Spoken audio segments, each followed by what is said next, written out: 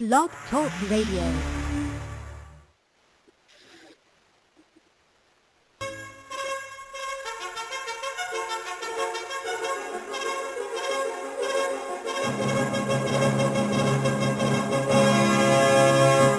Basically.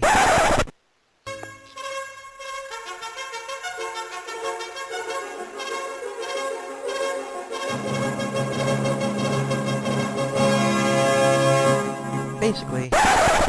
What the hell is that? I'm sorry.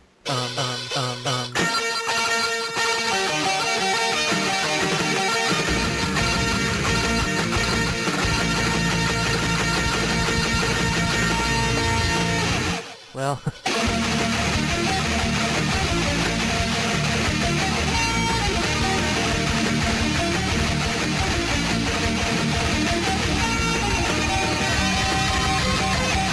Welcome to the Will and Thunder Show. Will and Thunder Show. Thunder. Will and Thunder Show.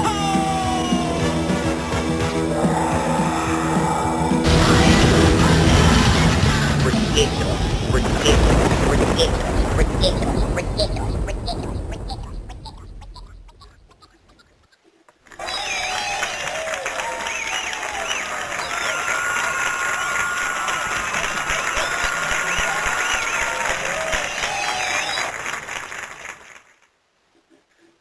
Well, hello guys, it's Tuesday night, and you know what that means. It's another edition of the Will and Thunder Show. Welcome on in, a little bit of rock and roll, a little bit of love, and just a little bit of just having fun. So, welcome in again, guys, and my name is Kevin Thunder, and alongside me somewhere in the space-time continuum, Doctor Who might have, I have no idea, but we have William Telltale. Where you at, buddy?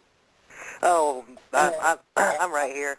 We had, I think we set a record with little glitches just in the intro. I mean, what was that, 3? Just in that one? I mean, you'd have to be a regular listener. Or hey, look, man, you'd have to be an asshole if you call someone out for their stutter, so you know what? Our intro stuttered a little bit. Don't call them out. It'd make you an asshole. But anyway, it was a good, yeah, it does what it does. Yeah, I was calling myself out then. Damn. Don't even worry about it, man. Look, we got you right here, brother. Look, this is our show right here, and if you want to play the intro 2-3 times and you want to stutter step it, look, we call that dubstep in this type, this type of the country right here. But well, welcome in, brother. How you been today? I'm fine. You want to hear it again? Hey, you know what? If you want to play it again, I will gladly listen. But well, it's all about the listeners too. So we don't want to bore people, but we want to keep things living live. Let's play it one more time, just to say goodbye to the. Just to do it the right way. Yeah. Okay, you know what? We're saying bye to the Thunder, Will and Thunder Show. Yeah.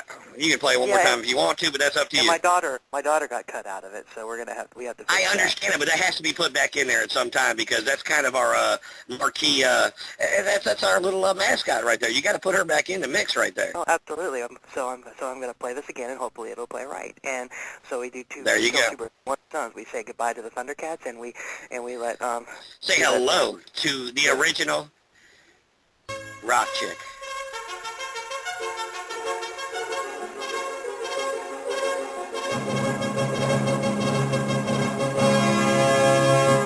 Basically.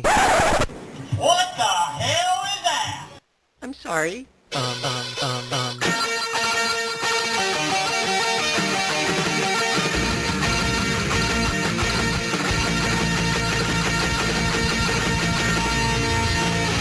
Well.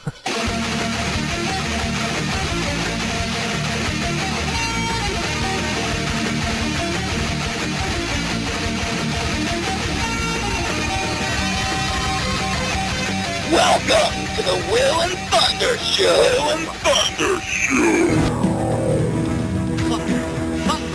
Thunder. Will and Thunder Show.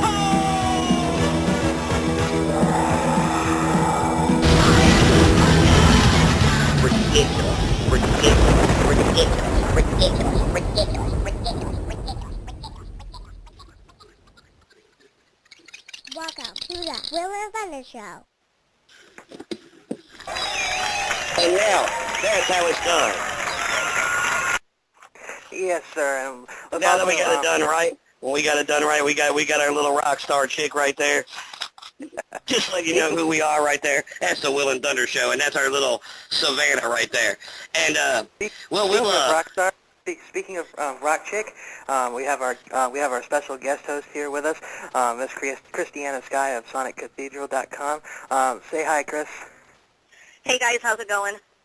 welcome Pretty into good. the show. And, guys, right now, this is the one, the only. You know everybody gets applause on this show. You know, we have the greatest studio audience ever. Greatest studio audience. I'm eating hot dogs tonight because, you know, now we have to pay them, to, you know, the claps and all that. But, you know, thank you guys. We really appreciate that. You guys go enjoy your ribeyes tonight, you know, with the money we paid you for the claps. And I'm going to enjoy my hot dogs with spicy brown mustard. Thank you. You paid somebody for the clap? That sounds horrible, doesn't it? Yeah. At least I got the chlamydia for free. So, Anyway, no, Christiana, seriously. how are you No, doing? Christiana, stop right now. We're I going to stop that imagine right it now. happens a lot more than people would realize. I understand it. Well, Christiana, welcome to the show. And we have the Tower of Power right here, the woman who knows all about metal music, especially femme music, right here, Christiana. And thank you for being host on our show this evening. Thank you very much for joining us. There's no need to be formal. Please call me Chris. It's a lot shorter and easier, and we're all friends. That's right. That's exactly right. Well, all right, Chris. Well, here we go, man. This is the Will and Thunder Show right here, and one thing that we don't talk about a lot of times because the season's so short, but we do talk a little bit about football every once in a while. And the reason All we right. do that is it is the rock and roll of all sports, Damn right. if I'm not mistaken right here. I mean, yeah, No, soccer, it's the metal. you're good, It's kick the metal ball. of all sports. It's the metal of all Oh, sports. absolutely, absolutely. I mean, even Kiss has a team in the football genre here. So, I mean, we have to talk a little about it. And, Christian, I know that you are not on the wings with us as Dolphins fans, but you are a football fan. Yeah, I would say I enjoy watching the gridiron game and doing all that. And which is your team? Oh, I bleed purple, baby. Minnesota Vikings. Very, very cool. Well, Will and I, we bleed teal and orange, and we bled a lot in the last 20 years. Well, we've never won a Super Bowl, so we're bleeding all the time. Well, I understand, but you did have Brett Favre for a while there. Wait. And, Hold on. In '73, the Dolphins beat the Vikings in the Super Bowl. Yeah. oh! So Well, the Raiders, which speaking are my all-time hated team, so... Well, speaking of the Dolphins, I watched the Dolphins game. Since all the preseason games are played on the NFL Network, and I actually stayed up and I watched the game last week. And I'm going to tell you something right now. We picked up a running back from the Denver Broncos, and who had Wes Welker right there, who got injured. And thank you, Peyton Manning, who can throw anything to anybody, and they're going to catch it. Doesn't matter. He can throw a brick to a blind man, and he'd catch it and make a touchdown. But Wes but Welker's all you have down, to do- and they all you don't have have to their do, running back. Adam. No Sean Marino. Hold on one second here, Will. No Sean Marino came out last week and ran the ball like a champ. He ran through people like he had an armored car in front of him. It was awesome. The offensive line was making blocks for him, and he was averaging, 5, 6, 7, 8 yards a carry. It was awesome, man. Awesome. Wait, So I got to but call they were my playing Dolphins the out Cowboys. saying great job. I know they were playing the Cowgirls. I understand that. But you know what? They still played very, very well, and they looked good together. And no Sean Marino really looked good. So did the other backs that we had. But I'm just telling you, I was impressed by the way the Dolphins played. Am I not allowed to have that? Sure. But there was another preseason game that I kind of want. Oh wait, before we get into that, did I read the news correctly? Chris, did the Vikings make a quarterback change? I don't think they made a change. I just saw it briefly on the Facebook. I think they decided that they're going to have Matt Castle be the starting quarterback. I have to go and read the article. I've been behind. Yeah, I saw it on my Facebook, and I'm like, oh, I need to save this so I can watch it later. Yeah, I saw that, and I was wondering, like, is that the starting quarterback for the next preseason game or the starting quarterback for the season? That's what I'm wondering. So I'll have to go back and read that because I saw it briefly this morning, and I reminded myself to save it so I could read it later. But I think it said he's going to be for the season, but I don't want to say for sure. So, because I didn't read the article, so I'll have to go back, and I'll let you guys know. Okay. Well, well, we're not a stats show and everything. We're not going to bore you with fantasy football details or anything like that. Just talking to our new listeners here because they're already starting to fill up. We're the gonna chat have room. fun with it. We're gonna have fun with it, though. So, I've always wanted to do fantasy football, but I just don't. It seems a little too complicated for me, or there's too much to follow or get into, and I don't think I have the time for it. It's not Exactly. You know, really all actually, that I was running complicated. a bar back in Florida about 10 years ago, and when this is when fantasy football was just starting, it was a big thing, and we had a group of people came in, they wanted to use our bar as their draft area to do their fantasy football. And like, well, you guys got to be a part of it. We won't even charge you. You guys just come do it, and then we're going to give trophies out at the end of the year. I'm like, okay, fine. So me and my boss sat in there, and we did our draft, and we got our team and everything. But the thing is, we were all so busy doing our thing, we never changed any team player. If somebody got injured, well, whatever, you know, they weren't playing. We got a trophy at the end of the year, and it was sitting at that bar when they mowed the whole thing down, and we had a trophy for the biggest loser. Oh, no. That's what they gave us. We gave them a place to do their draft and to play their games every week, and we had the NFL Network and everything, and they gave us a trophy that said the biggest loser. I'm like, you guys suck, dude. So I charged them double for every drink the last night, so. That's kind of mean. No, I really didn't do that, but I should have. No, I mean, it was mean of them to give you a trophy saying the biggest loser. I know. Kind of mean. And it had a guy with a football, exactly, had like a football player with the football over his head. He looked like he was winning. And the caption on the bottom of that little brass plate was like, the biggest loser. I'm like, you guys suck, dude. Yeah, were they trying Anyway. to razz you guys, or I guess they were just, they were doing it just for fun, but you know what? I still took it to heart, and I had like 7 or 8 episodes with my therapist over it, but I'm good now. Oh, by the way, before we continue, I just want to let everybody know that Lindsay Schoolcraft will be joining us around 11 Eastern, about 45 minutes from now. We do a little warm-up segment. We have fun. We talk about the world of heavy metal, and well, this week we're doing a little football too. But but just to let everybody know, You know, we're just talking a little talking. We're just having some fun. We got a bunch of people in the chat room already. This is going to be this is going to be a It's good going to be show. epic. Yeah. And, for those of you out there who are not football fans, consider it, your trip to the bathroom or to get a snack or whatever. Exactly. Get ready for this. Go get your drink, get some ice, put a little bit of potato water in there and some cranberry juice, and get ready. Let's do this thing. Damn right. Exactly. I got my yeast and barley malt. Well, there you go, right there. So you have a Malta soda. That's a beer for those of you who don't know, who don't drink or whatever. I kind of guessed as much. I don't drink that much myself, but I kind of figured I don't as drink much. I don't drink any more than I did last week.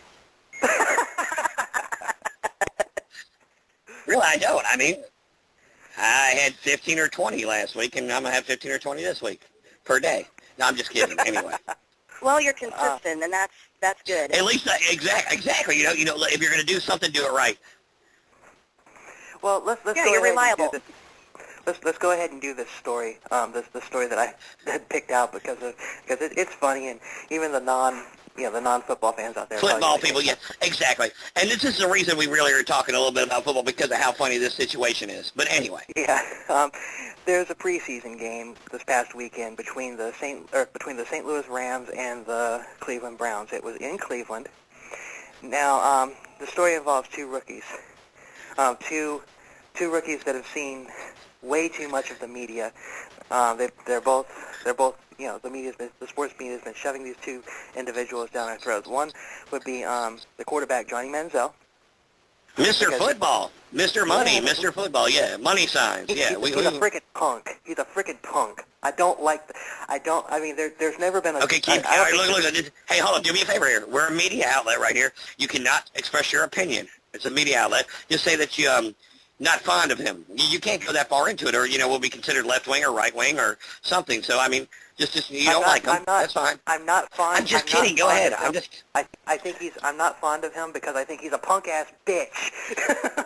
He's, you know what? To avoid being sued, you have to say alleged. He's an alleged.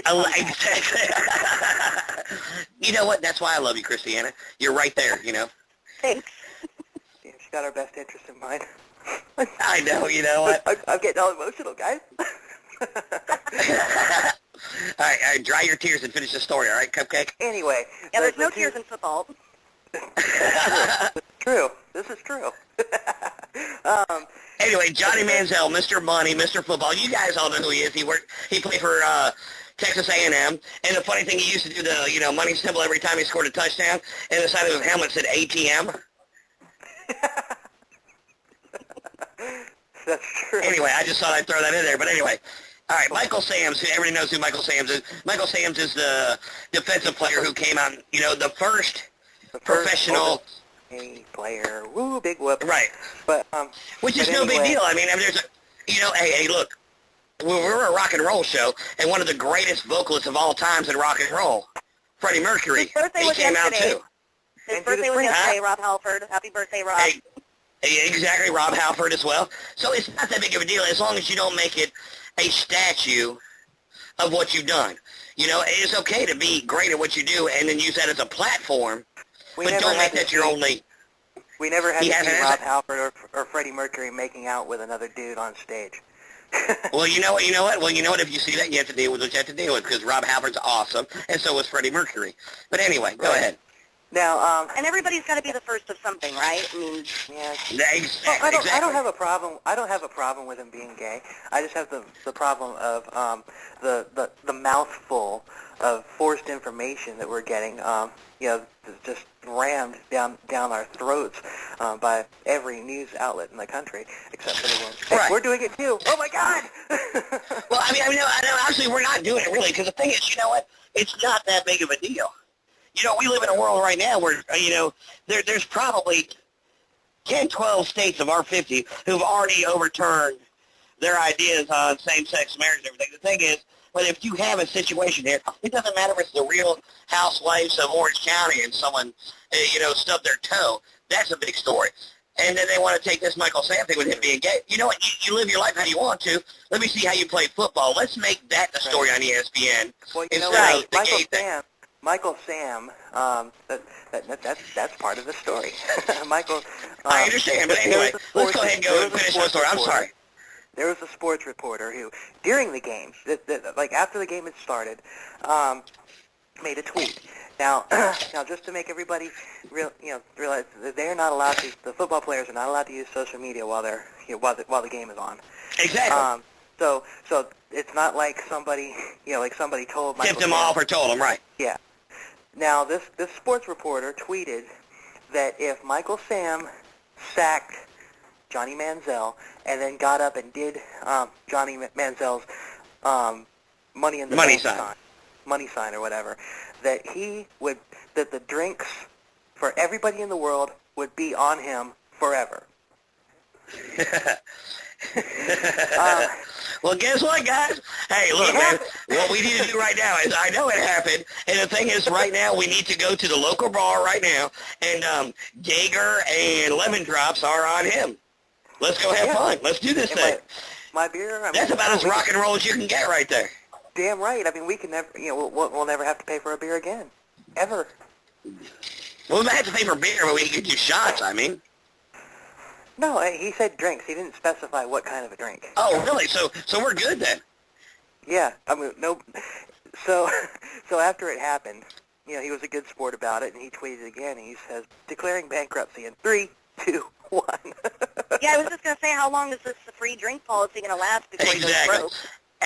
And you know what? And that's cool right there, because you know what? He threw it out there trying to be funny, got caught in the act right there, but he still stayed funny with it. I mean, and everybody knew right there that, you're not real about this. You're not going to do this. But, if it happened, it would be funny, and it was funny. And it's like the whole ice bucket challenge that's going around right now. You know what he should have done? After he made that call, after he made that tweet and then it happened, he should have gone right then and there, stopped whatever the hell he was doing, and gone and bought a lottery ticket. Exactly. You probably would have better odds. Exactly. Well, I'm just saying, because if you pick something, you call something like that happens, and it's once in a while. Well, actually, just the odds of Michael. Right. Well, you know what? And you have to understand that's once in a lifetime. Don't waste your money. It's not going to happen again. You're not winning lottery this weekend. The tickets in your wallet, just throw them away, because you've already got yours. Doctor, what's wrong with your mic? What's wrong with your mic? Yeah, I was going to say, what's up with your phone? You sound like you're broadcasting from Channel 3 or something. I was right there. Channel 3 that took over my system, so I'm back on Channel 5. I've got Channel 7 as a backup just in case. Nice. So are we good now? Yep, sounds better now. But my point was... I just took a second here and I contacted Chopper 1, and they're overhead right now, and they've got the satellite set up for me. So, no, yeah, exactly. I'm sorry about that. I apologize for the inconvenience there, but we're ready to roll now. But my point about that was, about the lottery ticket, was the fact that if he was going to, if he was able to call that, this is the odds of that, not only that happening, but also just Michael Sam sacking Johnny Manziel in general was exactly, and doing the sign is, it's so astronomical for that to happen. Right. You know what it actually was? You know what it was? Michael J. Fox got pissed off because they canceled his show, so he hopped in the DeLorean and went back there and told Michael Sams what was going to happen. All right, maybe that wasn't as funny as I thought it was in my head, but anyway. I only heard half of it because my phone was breaking up. Yeah. Well, I really tried there, and I thought it was going to come out really funny, but not really. So we'll leave that alone. It's not your fault. My phone is messed up, so I'll just put it on me. No, but it went out on the radio, and their phone isn't fucked up, so it wasn't as funny as I thought it was going to be. But anyway, or the studio audience would have clapped. Anyway, well, anyway, let's talk about music this week, man. Let's talk about what's going on in the news, man. Absolutely, we can do that. Rock and roll news, man. Get lively, man. Live about it, man. Aren't you? I read the news today, oh boy.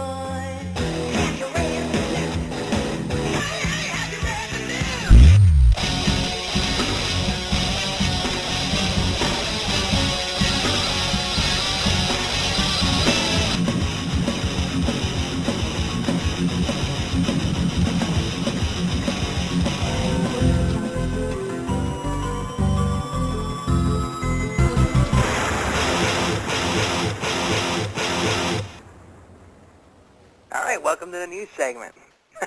I know you got a bunch there, Thunder. What you got?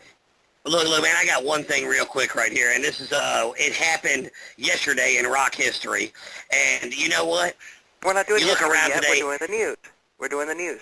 Okay, well, this is news? I mean, all right, we'll go to the news, and that's rock history. I know, but you know, I'm excited about that story right there. And you know that. We'll get to it. We always do the news first and then history. Okay. Stop it real quick, all right, Mom?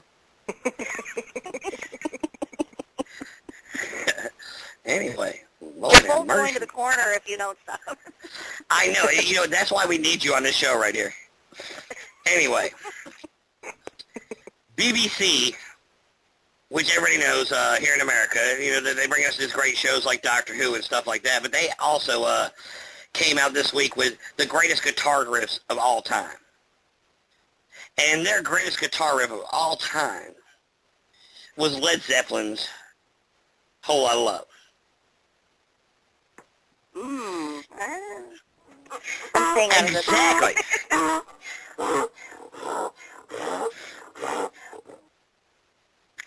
Great song, iconic guitar riff, but is it the best of all times ever? No. Now, I'm going to be honest with you. To me, best should be memorable. Like, best should be what is most emulated. What do people want to learn how to play as soon as they pick up a guitar? And to me, I don't recall anybody I know who wants to learn that song right away. Exactly. So if you go into a guitar play, if you go into a music shop and you're going to hear, first of all, which are not iconic guitar riffs, but what are the two songs you're going to hear people who just learned to play guitar? Will? Well, I would have said of a Led Zeppelin song, I would have said Stairway to Heaven as far as Led Zeppelin goes. Stairway to Heaven, and what else? And then, and Smoke on the Water, of course. Exactly. And that's the one everybody learns to play. Now, if you think about songs where you're thinking about guitar riffs that are like the most iconic, one that is my favorite, that, I mean, and as soon as you hear it, you're like, oh, okay, I'm ready for this, is Money for Nothing. Yeah, that's a good one. That is one of the most iconic guitar riffs. If you go from the 70s to the even 2000s, as soon as you hear, dan, dan, dan, dan, dan, you're like, okay, I know what that is.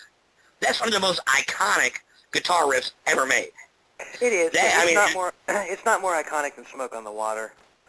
No. Smoke on the Water. I mean, they had this they had this festival out there where they actually set a record with the most guitar players playing together, and they had like they had thousands of guitar players like all out there on this big in this big park, all with amps and everything, like battery powered amps like the Pig Nose, and they were all playing the Smoke on the Water riff together. I mean, that should make it the number one because of that. Yeah. And I Yeah, I understand would have that. said that myself. But I mean, there's a lot of guitar riffs out there, like Enter Sandman, especially the kids. do you have the list there? What was the top 5? I just wrote down a couple of them right there, not the top 5, but it was Money for Nothing was one of them, which I think is one of the most iconic guitar riffs ever. On top of that, you had Enter Sandman, you had Layla, which is another great guitar riff right there. Layla. You had Money from Pink Floyd. Yeah. You Really Got Me from the Kinks, which I can see that one right that's too. another one that's pretty iconic, Sweet Child of Mine from Guns N' Roses. And that was not just iconic for guitar, but it was iconic for bass right there. With that little bass run, in the middle of that right there. And that was a bass and guitar combo right there. But I mean, there's so many songs out there that you can just run from a guitar intro right there that that are so iconic, and it's hard to put that. And I know that these different publications, they want to put out top 10 best guitar players, top 10 best bass players, top 10 most iconic guitar riffs. And so, excuse me, so hard to do right there. When we were doing the short shows, but before we decided on this format of how we do the show, we we did our own top 10. We top did 10, yeah, exactly. Yeah. So everybody does it. But you do, but at this point, all it is right there, it's a matter of opinion right there. And I understand that. If you're the Rolling Stone, you have 100 people who are into music that are going to give you their opinion right there. But I can go through 100 people and it'll be so totally different right there. And for that to be the number one iconic. Go ahead, Christiana. Sorry. Chris, go ahead. I was just going to say, on the other hand, though, you can get a bunch of music people together who all like music and all know music, and there are going to be about a cluster there of songs that everybody agrees on, i.e. Smoke on the Water, or Stairway to Heaven. Like, we're all going to have that on our list. So Actually, these I lists think are not Stairway to Heaven entirely unfounded. I think Stairway to Heaven. Okay, well, here we go. Now, I've got one for us right now. Most iconic last 3 minutes of any Southern rock song. Because they're all the same. Right? Freebird. It's either Freebird or it's Hotel California. Yeah, I got a little cough still. I'm trying to work my way through it. Give me a second here. Drink another shot of It's either Freebird with a long solo right there, or it's Hotel California with the same riff 150 times in a row. If you can play that same riff at the same consistency and the same timing for 150 times, you're doing something right there, because your metronome is fucking perfect. Well, but you know what I mean right there? So, now here's me another... Yes, I said metronome because actually I know music, and you know what? A metronome, that's what teaches you how to keep your rhythm right there. No. It's kind of like... did you say Metrodome is where the Vikings used to play? I thought you were trying to make a pun there. No, I didn't. I said a metronome. Yes, you know what I'm talking about right here. Yes, I Why do, are you guys but laughing I thought you were trying to make a joke.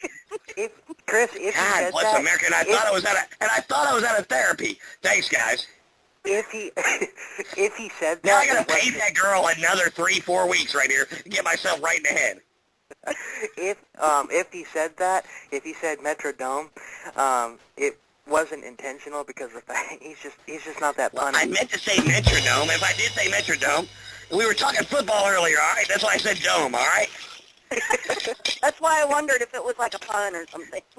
No, it really wasn't. It was kind of a mistake. Shut up, Will. You're about funny right. as a We piece all of make cardboard. mistakes. No, I know. I'm good. I'm good right now. I'm good. I promise. See, but now we're back on football again. How did that happen right there? I don't know. Anyway. You did it, Chris. You did it. I know. It's my fault. I did. Look, you know what? We love you, though.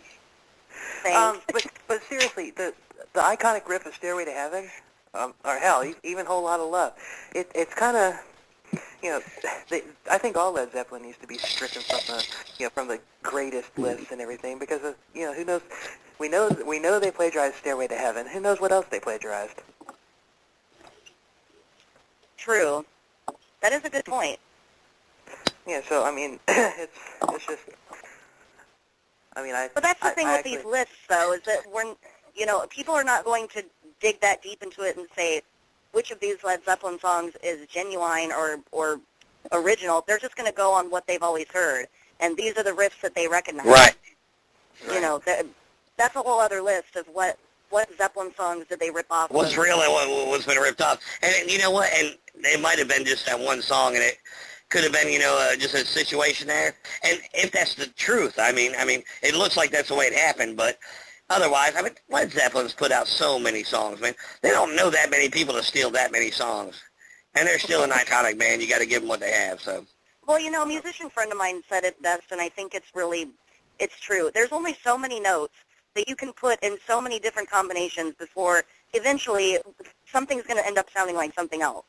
And that's the way it is. That's true, but did you hear the comparison between Stairway to Heaven and the song that they plagiarized? I mean, I still have not heard it. it. I have not heard it, so is it that close? Yeah, there's Yeah, no... it's pretty close. Well, speaking of, kind of a great segue right there of being a jokester and a wannabe, but Scott Weiland of Stone Temple Pilots, you guys all remember the red-haired guy right there? You remember him? Yes, of course. Yeah, of course, which was iconic, back in the 90s right there. Just got arrested for having a possession of meth and burglary. Wait a minute. I said it right this time. Was that the hoax on TMZ that they just dispelled a few days ago? Yes. Actually, it was not him. It was not him, which is so funny, though. That's what I was trying to go, because as Stairway to Heaven, we might not be a Led Zeppelin song.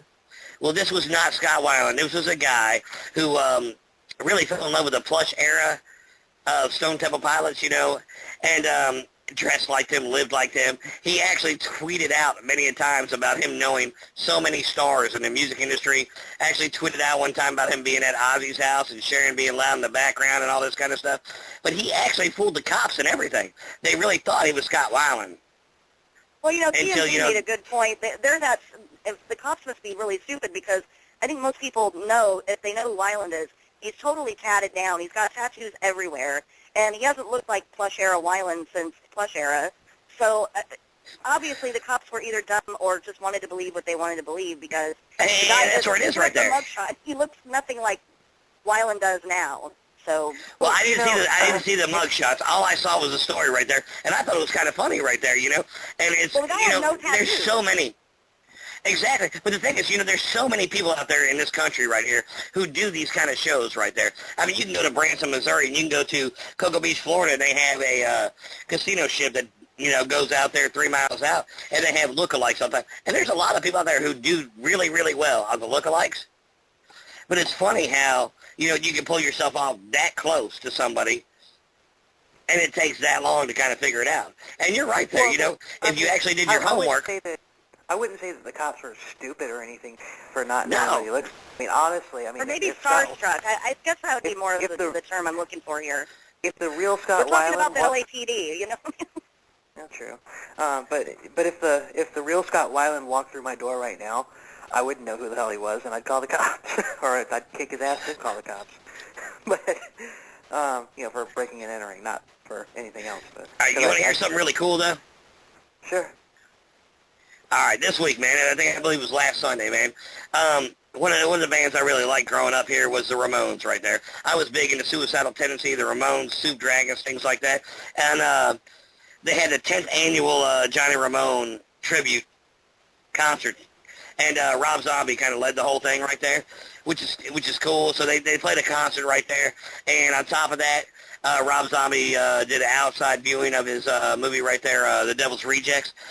The really cool thing about that was that Rob Zombie, Steve Jones from the Sex Pistols. I mean, I know, Bill, you were never big into, the kind of punk music, but Duff McKagan and Billy Idol, they all got together.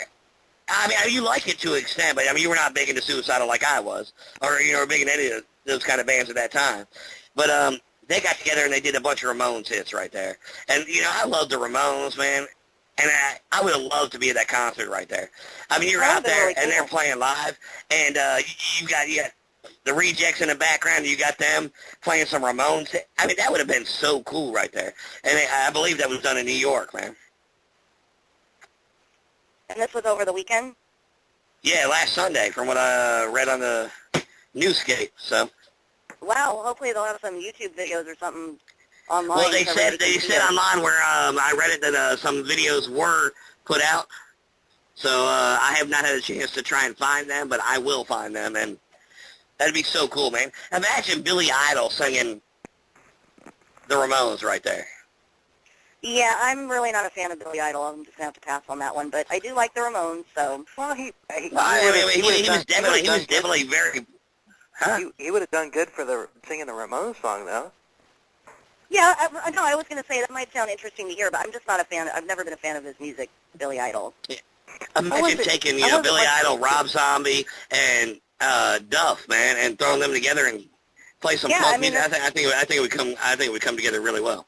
Yeah, I'd definitely like to hear that. I'm sure it would be very interesting. Absolutely. I got a story for you. Go ahead.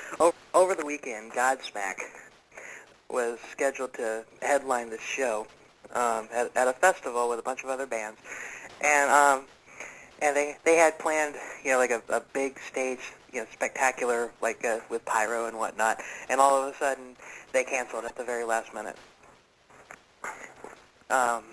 They canceled because their stage show, they're having technical difficulties. And in their statement, they mentioned that they wanted to do the technical, they wanted to do the technical show and everything with this elaborate stage show. They've done it before, and they like to do it because they were all friends. They were all inspired by Iron Maiden and Judas Priest and whatnot, as when they were younger. Now, my problem with that is Judas Priest and Iron Maiden.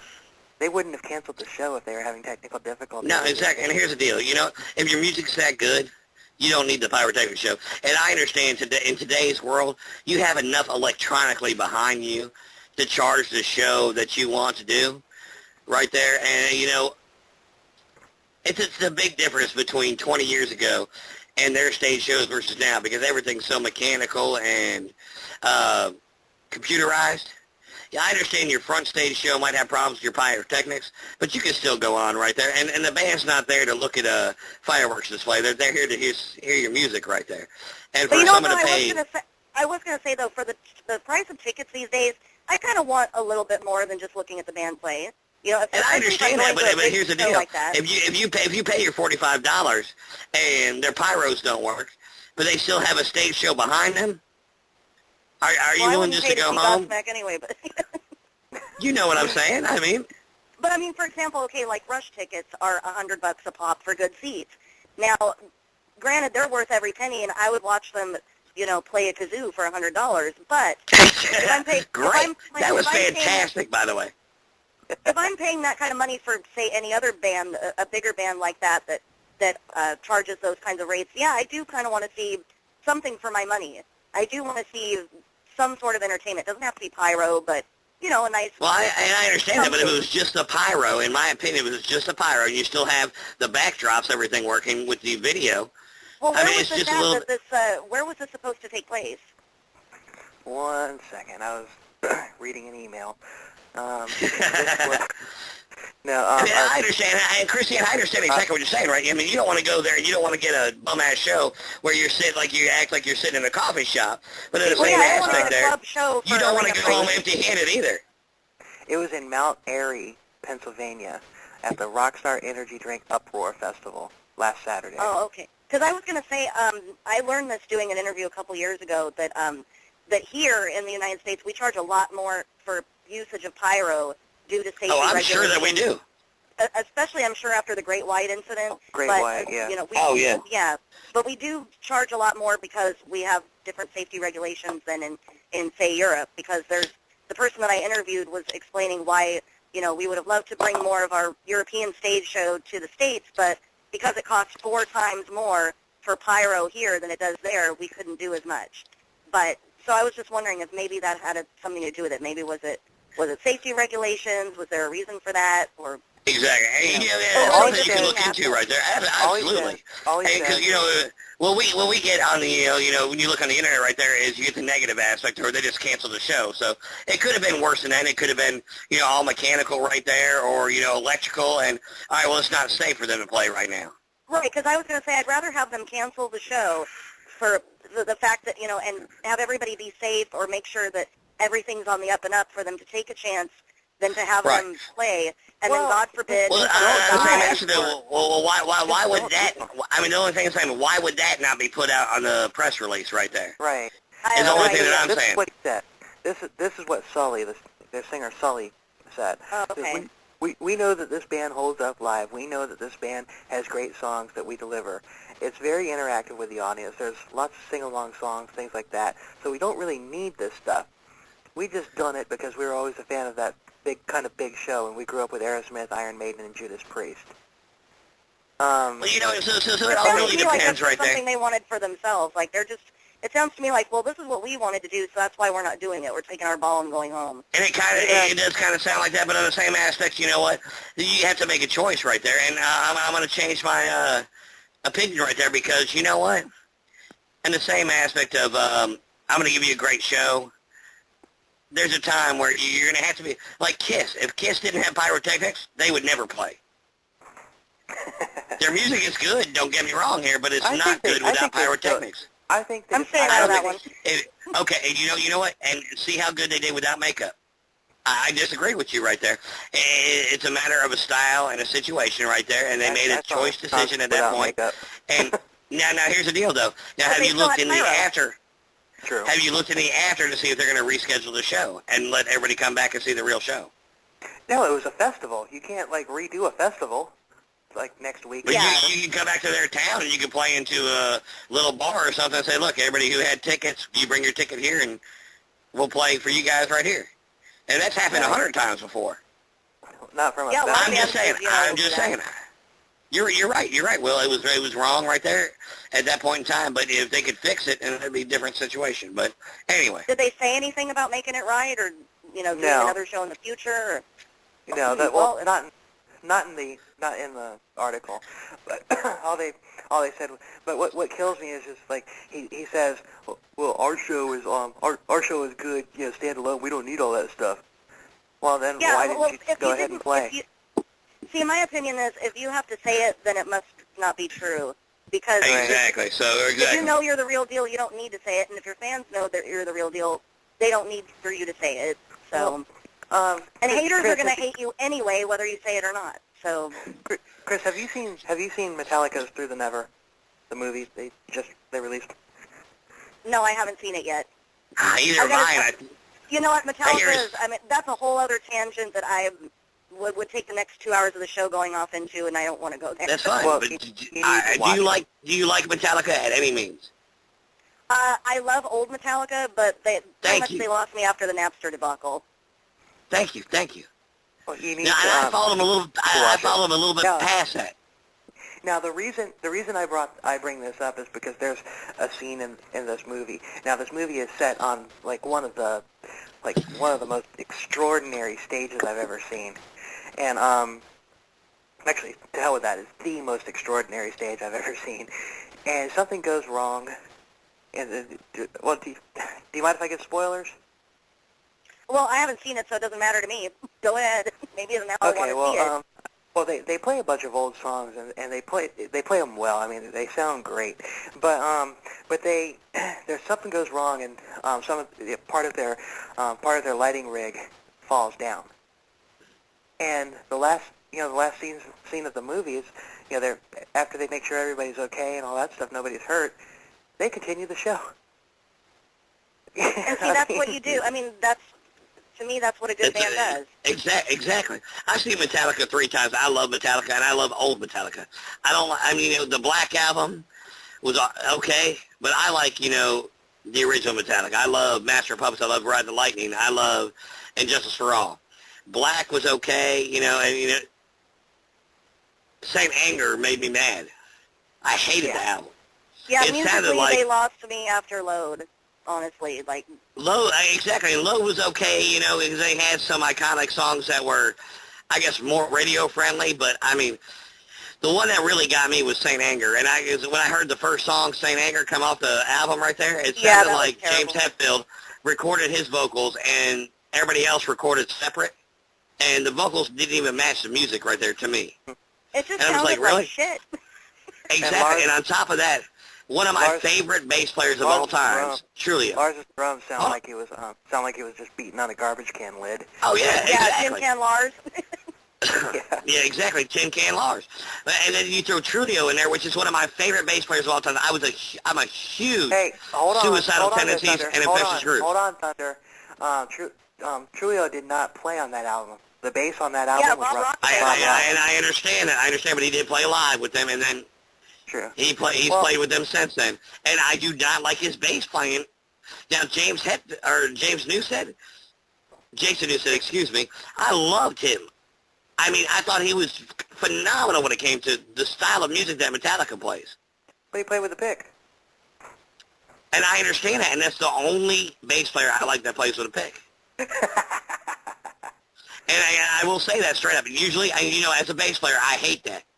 But he still played bass guitar right. He did not play guitar. He used a pick to make it sound like a bass guitar. And I love Jason Newsted.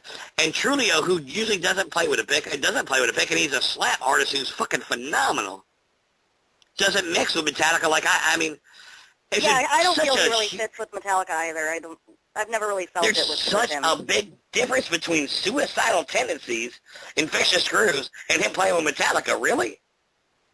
Now, you go back to Jason Newsted, and you have Blossom and Jetson, and he still played fucking fat-ass bass. And it came to Metallica and played hard. I could see that. Coming in for Cliff Burton and playing but it's a totally different style. That's like trying to put Flea in Metallica. It doesn't work. Well, Les Claypool tried out for Metallica, and I can see why they didn't take him at the time, because as fucking amazing as Les Claypool is, it never would have meshed. It wouldn't have been right. No. My favorite bass player of all times is way out of, time with the music I listen to. My favorite bass player of all times is a black guy named Louis Johnson, who is the best slap bass player of all times. And you can take Flea, and you can take Claypool right there, and they can't play the bass half as well as Louis Johnson. He was more funk playing, but he was so good and so fast and so ridiculous. Yeah, I think I know what you mean. He couldn't play with Metallica at all. It wouldn't have fit. Well, no, Metallica's not a funky vibe. They're not a groove band, per se. And when you take a groove bass player, I can do some groove right there, and you can ask Will right there. We played together for years. I can play a little slap here and there, but I'm decent at it, not good. I'm decent. But when it comes to playing real bass, when I got my fingers kicking right there and I'm running a groove right there, I can play as good as anybody out there right now, or anybody that's been there. And it's just amazing how, the way these collaborations come together right here. And yes, Trulio is one of the greatest bass players of all times. And he was fantastic with Suicidal, but it doesn't mix that way. And when he started playing with Metallica and trying to hear their music like that, I was like, you know what, you kind of lost me right here. Two of my favorite things right here, Metallica and Suicidal Tendencies, and it just, no, not really. That's like did you watch the movie, what the fuck is the name of that movie, where Jason leaves and they all try to find a new bass player? Did you see the scene where they're auditioning the other bass players that tried out for Metallica? Yeah, they are. I saw bits and pieces of it. Okay, when I was watching it, I thought to myself, Trujillo was really the best out of them all, and we're talking, like the bass player from Caius, and God, who else? I think the bass player from Marilyn Manson, and I just You remember know, a lot of really good bass that players. bass player from. I just remember the bass player from Alanis Morissette, and he was awful. But that's what I mean. Trujillo, even out of those guys, Trujillo was the best of them. And I understand that, but you know what? You still got to, you know what? Look here, yeah, we have a deadline here, but you still got to stop and look. You know what? Will and I sat here for 2 years talking about trying to do this show right here, and you know what? If I wasn't the best guy to help him talk the show through, it would have been a guy, you know, one of our best buddies, Brian, right there. But that wasn't right. It had to be me and him right here. And if I ever left right here, it'd be good, but it wouldn't be the same. If he ever left, it would never be the same because he's a genius anyway when it comes to running the board. Well, thanks. I mean, and I'm not the. The point of the matter is right I'm there. not the lead guy. If you're going to replace somebody, I'm not the lead guy on this. On the show, you are. no, I'm not. No, you. As far as behind the scenes, I'm the I'm the man. But as far as like carrying the show and everything, you're you're the lead guy on the show. But well, I appreciate you saying that, but I think that me and you carry the load the same right there. And you know, give me I'm one just second. telling you. I have somebody. I have a caller on here. Bring him on in. Well, it might be Lindsay. I've been emailing her back and forth. She's been having issues with Skype, and but I'm gonna see who this is. Give me 1 second. I'm gonna bring her in, or this person in.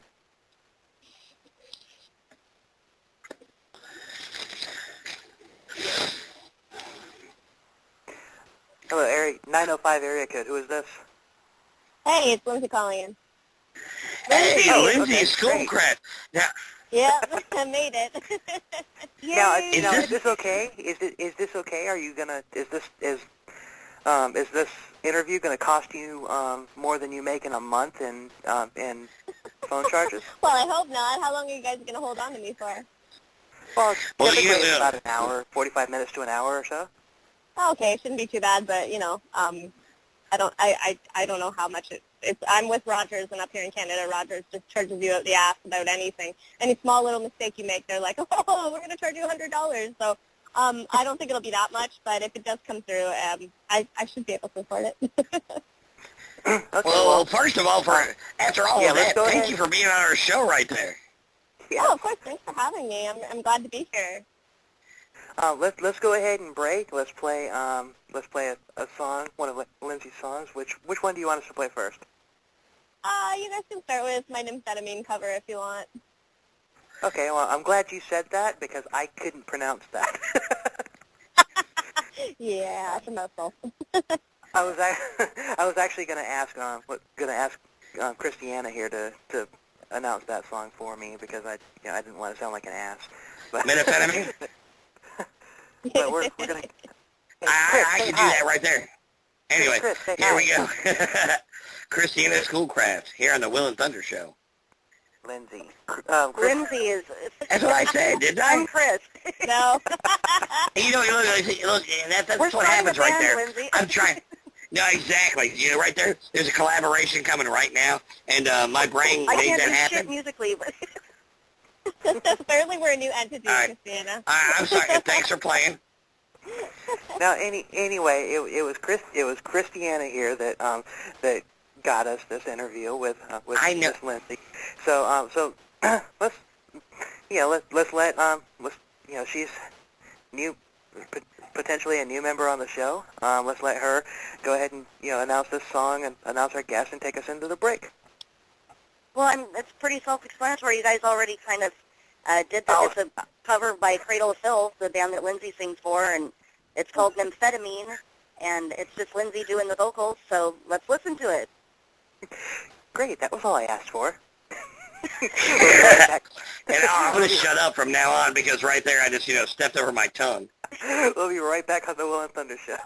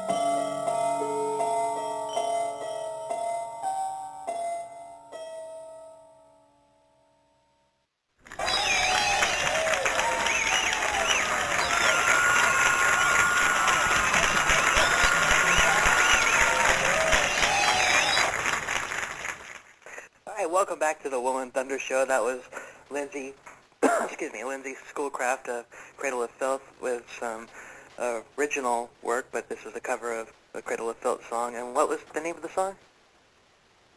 Oh, nymphetamine. Well, welcome back to the Will and Thunder Show with Christiana, the rock chick, and we have Lindsay Schoolcraft. But straight up, Lindsay, I want to ask you a question real quick. I understand you're from Canada, right? I am. Can you do us a big, huge favor? Depends on what it is. Defect to You want me to America and send send you- back... What, sorry, what was that? Defect to America and send back Justin Bieber? Wait, where is he? Is he here or is he there? I have no idea where he He's in is, the but United I mean, States, won't I'd much leave. rather have I'd much rather your talent be here than his. Okay. Well, you But anyway, know, he's not really And actually, you know now. what? That kid's a brand, so. There you go, right there. And thanks to Christiana, she's actually turned me on, and Will right there between you guys talking there has turned me on to this more melodic music. And melodic metal it's kind of becoming my favorite kind of music right here.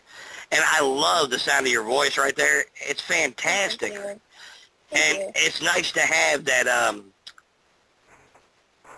melodic music behind everything. The keyboards that are melodic, and the guitars that can have little heavy things to it. But as we talked last week, you can tell a story a lot better when you throw dark and light into things like that. And I think that's what you're doing with your music, and I really like it right there on your solo stuff. Thank you. Oh, I really appreciate that. That is kind of what I go for. So. Now, one more thing, I got to get some legalities out of the way. I put these podcasts up on YouTube. That way, you know, especially for I know you Cradle of Filth, and you yourself have a lot of fans like over in Russia, Europe, whatever. You know, And America. Yes, they're asleep right now, but I'm sure they'd love to hear the interview. So All right, well, here we go. Will, And are you ready, Will? Every time I put one of these shows up on YouTube, I get flagged because they won't. I would really appreciate if you would just say, "Hi, I'm Lindsay Schoolcraft, and I authorize the Will and Thunder Show to use my music in this show." Oh, yeah, sure. I can do that right now. Do you want me to just go ahead and say it? Are you guys ready? All right, here we go. This is a disclaimer right here. We give you the right to use our music and just our let us likeness. say it. They're gays. Okay, whatever. I was just trying to help out there, buddy. No, I was like, hello, I'm Lindsay Schoolcraft, and I give the Will and Thunder Show permission to use my music. There you have it. And that is so perfect. Yeah, that way. I mean, we did a show last week where we played some of the music from previous guests, and I got flagged for it, and I sent them back a message, saying that, hey, we have permission to use it, and they rejected that. Like, really? So now it's just now it's just Now we'll just do a little disclaimer in the beginning, and we're ready to go. yeah. Yeah, When I appeal these, I'll just say, hey, go to 60 minutes and 36 seconds of the show, and there you go. All right. No, it's cool. No worries. If he's in future shows, it's not a problem either. I mean, that's what it's there for. 2 of the songs are free downloads anyway, so anybody can have them and use them as they please. Awesome. Yay. Now I wanna get started. How long have you been a member of Cradle of Filth? Wow, it's coming up to almost 2 years around Christmas time, so it's strange because I can't believe it's almost been 2 years. I feel like it's just yesterday I was hopping on a plane to Mexico to play my first show. So, Nice. yeah. How did you get the job with Cradle of Filth? I was curious to know. I was just going to ask the same question. You know what? It's this day and age, and believe it or not, they found me on Facebook. They literally found me on Facebook. Yeah, I had a little fan page, about 800 likes. I was doing my own solo thing, and they needed somebody, and I fit the description. And when I initially got asked through my friends, I started shaking in my boots. I was about to go off to a family reunion, and I couldn't speak the entire family reunion or contain anything. because it was just like, what is going on? So yeah, it's a very strange thing, very strange. So you were literally discovered. You didn't audition for them or anything like that? Oh, I did, and I was nervous because I thought maybe there were some other people running to the spot, but it turns out I was the only applicant. Between Christmas and New Year's, I was professional enough to send in a cover letter explaining who I am, this is what I do, this is what I can do, and just a quick audition tape of me playing half of Nymphetamine on piano. And I think I even made a few mistakes because there's so much going on harmonically in that song. I just picked at the time what my ear wanted to hear, but they still took me anyways. That is so awesome. All right, from what I understand here is you got into music with when you were a young age. You were about 7 years old? Yes. And your dad got you your first guitar, right? Well, yeah, he's always been a guitarist, and we've always had about 7 or 8, 10 guitars lying around the house. So at a young age, I have to blame all the Disney movies. I think they're what really started my interest in music, and what child doesn't gravitate towards that around my age and in the early 90s. So, I asked my dad to show me some songs, and he mostly just started me on, like, Beatles and Eagles, Johnny Cash, Patsy Cline, and that's where it started, part of my life. I come from a long line of artists in my family on both sides, so it just kind of was going to happen anyway. I understand that right there, and the thing is, you said Patsy Cline right there, so, and I was reading your bio real quick, and to the music you do today versus Patsy Cline and country music, which you were big into country music for a little while, and you made your way through rock and roll music and through like Leonard Skinner and things like that to get to where you are now, and to be with Cradle of Filth and playing more mechanical and then melodic music that you do on your own. How did that? Yeah. How did you transpire? How did it transpire to get from Patsy Cline to what you're doing now? Well, that's the thing. You never really choose, like, when you're young, you're just so open to anything. You don't really choose it. I mean, even going back really, really far back to Patsy Cline, it's a weird story. I've never told anybody this. My mom, when I was still in my mom's stomach, she went to see the Patsy Cline movie, and she said it was the first time she felt me kick when Patsy Cline was singing on screen.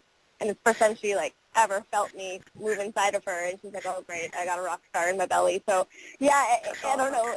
I started there, and when you're so young, you're just kind of influenced by what's around you. But eventually I gravitated towards rock in early high school, mostly like the mainstream punk rock and bands like Garbage and No Doubt. And then, when in my early 20s is when I was like, wow, there's heavier, like, gothic, electronic music, heavy rock, alternative, and then eventually it did transition into metal. So I just gravitate towards whatever I feel best expresses how I feel as an artist. And I have made many transitions. I'm kind of like a chameleon. I've changed colors many times since I started, but I still go back. And you still do that now. And you still do that, which is awesome right there. I mean, to change your sounds from where you're playing with Cradle of Filth and your solo album right there is totally, I mean, not totally different, but I definitely love the melodic that you have on your solo album right there. And what you were saying there as being a youth and hearing music that's played around you, I actually have a little story about that, which kind of has shifted my beliefs in my faith in young music right there. My son, who's 11 years old, yesterday, I was coming home from the grocery store, and one of the great bands, in my opinion, is Styx. Oh, Styx. Yeah. Well, the song Renegade came on, and my 11-year-old son knew every word to the song right there because of a video game he plays. And he's like, now this is real music, Dad. This is what real music is. And when the guitar solo was going on, he's like, that's what I want to do. And I was like, you know what? He's 11 years old, and you've got so much Justin Bieber and garbage that's playing out there right now, and he thought that was real music. I'll tell you what, I almost ran my car off the road right there. I was so happy. It's true. I think a lot. And you know what he was? And we had a guest on our show a couple months ago that was a guitar player, virtuoso, that's just unbelievable. And he told me that day, he's like, Dad, I heard your show, heard the guitar player. I want a guitar for Christmas. That's what I want. So that's what I'm going to get him for Christmas and get him into playing some metal music. It was awesome, man. That's wonderful news, because I think I look at mainstream music these days, and I'm just like, oh God, I need to stop, or I'm going to have an aneurysm and my ears are going to start bleeding. That's right. But I think there is hope in the underground with heavy metal. I mean, I have a friend of mine, her daughter's like, she's like a niece to me. She has been into Nightwish, Sonata Arctica, and Opeth since she was 7 years old. And she now plays guitar, and she can sing every word to My Little Pony and Sonata Arctica. And there's hope. There is truly hope for the generation coming up, which is good. There is. I mean, actually, it's right there. I've seen it live happen 2-3 times in my life right there. Mm-hmm. That's great, though. It's a great story. Oh, it is. Will. Metal's definitely Will. making, what? It's coming back, isn't it? Will, I was going to say another story about my daughter, who sang at our band practice that one night. Oh yeah, there was. I mean, this is just a kid being a kid, but I mean, she wanted to sing "Twinkle Twinkle Little Star," and then all of a sudden she gets the microphone, "Twinkle Twinkle Little Star, rock and roll. I got a dog. I love my dog. Oh my God!" Yeah, it was the funniest thing ever. It was so awesome. I mean, she started death screaming everything right there about her dog and her cat and her snake that we had, and I was like, you know what? Amazing. I mean, this is the kind of things right there. And Well, go ahead, yeah. Will. I haven't really been exposed to lots of Cradle of Filth music, but what I have listened to, Which may be a good thing. What now? Kidding. I'm like, well, that's maybe a good thing. No, actually, Cradle of Filth is a really good band right here. Well, what I was gonna say is they're what I have heard, there's a bunch of phenomenal musicians in that band, and Yes, we've been very blessed over the years, yes. yeah, the very first time I was exposed to them was, the first song, I was sitting in the hospital and I had my laptop with me. I was actually in the hospital, and I was looking for, I wanted to hear some Iron Maiden, so I punched in "Hallowed Be Thy Name," Iron Maiden, Right. and I came up with their cover of that, and I was, it's just the musicianship of that. I mean, I'm diehard Iron Maiden fan, and Oh, good. So are the guys in the band. yeah, and Everybody loves Iron Maiden. What's not to love? At least us old guys do, right? I was thoroughly impressed with the cover of that. I mean, it's just every note was paid respect to in that song. And sure, it sounded, it sounded newer, so I guess in that case it kind of sounded better or whatever. But I mean, it was very well done. And I listened to a few more covers and everything, and yeah, I mean, this, Fear of the Dark, for example, and I was really impressed with with the musicianship in that band. And I mean, I was looking at your bio too, and you play harp. Is there any chance of you playing harp in a Cradle of Filth song at some point? Absolutely. Actually, yeah, I mean, I'm not exactly the best harpist on the planet. I've only been playing for 2 years, seriously. Oh, okay. And to be, like, the best harpist out there, you got to put in, like, a lifetime of commitment, which is what I've been more so doing in my voice. But, yeah, on this next album, actually, Dani offered the invitation. He's like, so, are you putting harp on the next album? And I'm like, yeah, if you want it. So we have been incorporating harp here and there. The guys are pretty excited about it, and they've kind of allowed me to come in and do my thing. Yeah, it's already been written into a lot of the demos, and I'm very excited about it because I love the instrument. It's I always knew I loved music, and I've played so many instruments throughout the years. But I think I felt a real calling when I sat down once and played a harp, and then eventually purchased it. And I was like, you know what, I love to sing.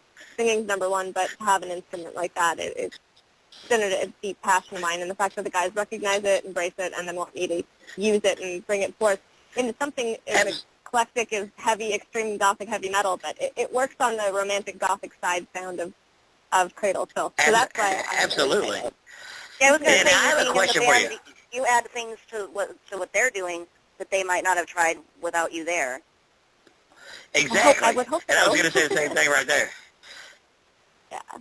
Yeah, I would like to think that. I mean, I've also, and I don't want to give too much away at Dani's band, and he kind of says what needs to be said in the the interviews, but I mean, there's spots for me singing, and I've been collaborating on the keyboard parts with our drummer, Martin Skaruska. So it's been nice. I'm really proud of the guys, and I'm proud of the band and everything that everyone's contributing and doing. It's been the biggest thing I've ever worked on, which is scary and very intimidating, but also the strangest way I've ever written an album, because we're doing it mostly over the internet. There are times when we get together and discuss things, but it's working, so I think that's the only thing that really matters.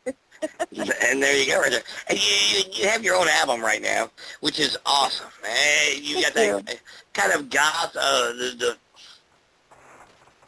and I'm kind of getting so attracted to this, not femme metal, but the symphonic metal kind of sound right now, where you have the symphonic sound behind it and the great vocals right there. And now, I have a question for you right there. You're sitting there and you're working hard, and you've been doing this your whole life, and you grab a harp and you know, starting to play a little bit. How did it get to that point where you met with the guys from Cradle of Filth, and it just kind of just generated itself? All of a sudden, all of a sudden. I mean, you guys meet each other, or they see you online and everything, and now you're on stage right here. What was the transition right there of going from, they know I can play piano, they know I can play these songs, and my vocals are great. The first time going on stage, it must have been, I mean, I can't even imagine the stress. It was really, let's just put it this way, I didn't sleep for 5 days because I was so excited that first length of the South American tour that I was like, oh God, like, this is actually happening, and it was insane because I went from, I love where I'm from. I love Oshawa. I love the metal scene here. I love my hometown, and it's been a part of my life for so long, and it still is a part of my life in ways, but I went from playing these small bar clubs, like kind of these small venues, to all of a sudden headlining a show to 3,000 people in Mexico City, and with little rehearsal time to really do it. So looking back now, I laugh, but at the time I was so new and nervous and green, and it was an experience. I'll never go through that adrenaline or lack of sleep or excitement ever again, and I cherish it. I wrote a journal at least the first week of tour, so I'll always remember what it was like just going from like, hey, I'm Lindsay from Oshawa, to like, hey, I'm Lindsay playing live for Cradle of Filth. Yeah, I read on your bio right there, and you kind of said, similar things right there. But it must have been just mind-blowing right there to go from, being a musician and loving what you do to being in that big of a venue right there. I mean, and the first couple times you do it, you're thinking so much, all right, just play it. I know exactly what I'm doing here. Let's get through this to the fifth, sixth time. And when the fifth, sixth time, when I already know what I'm doing here, and then enjoying it, that must have been a totally great experience right there. Yeah, it was a big transition, but the thing that made it such an easy transition is the fact that the guys in the band were so cool, still are so cool and supportive, and it's the first time I've been in a band where I can say, like, we don't bicker or argue, or there's no egos, there's no problems, everything is just like a family unit, and I think that's a big part of it. If the guys were assholes, like, obviously I wouldn't stay. That's very cool. Well, let's go ahead and break and play another song. Which one do you want us to play? Let's go ahead and let's play Emily, my song Emily. All right. We'll do that, and we'll be right back with Lindsay Schoolcraft on the Will and Thunder Show. This is Emily.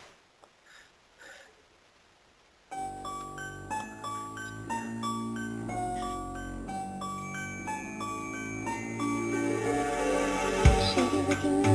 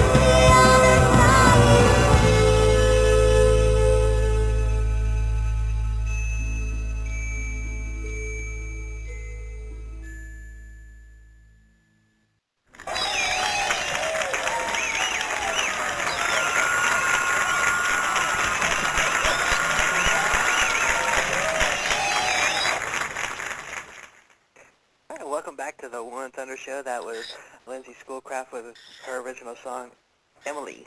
And let me just take the. I mean, that was kind of a ballad, but it was also heavy.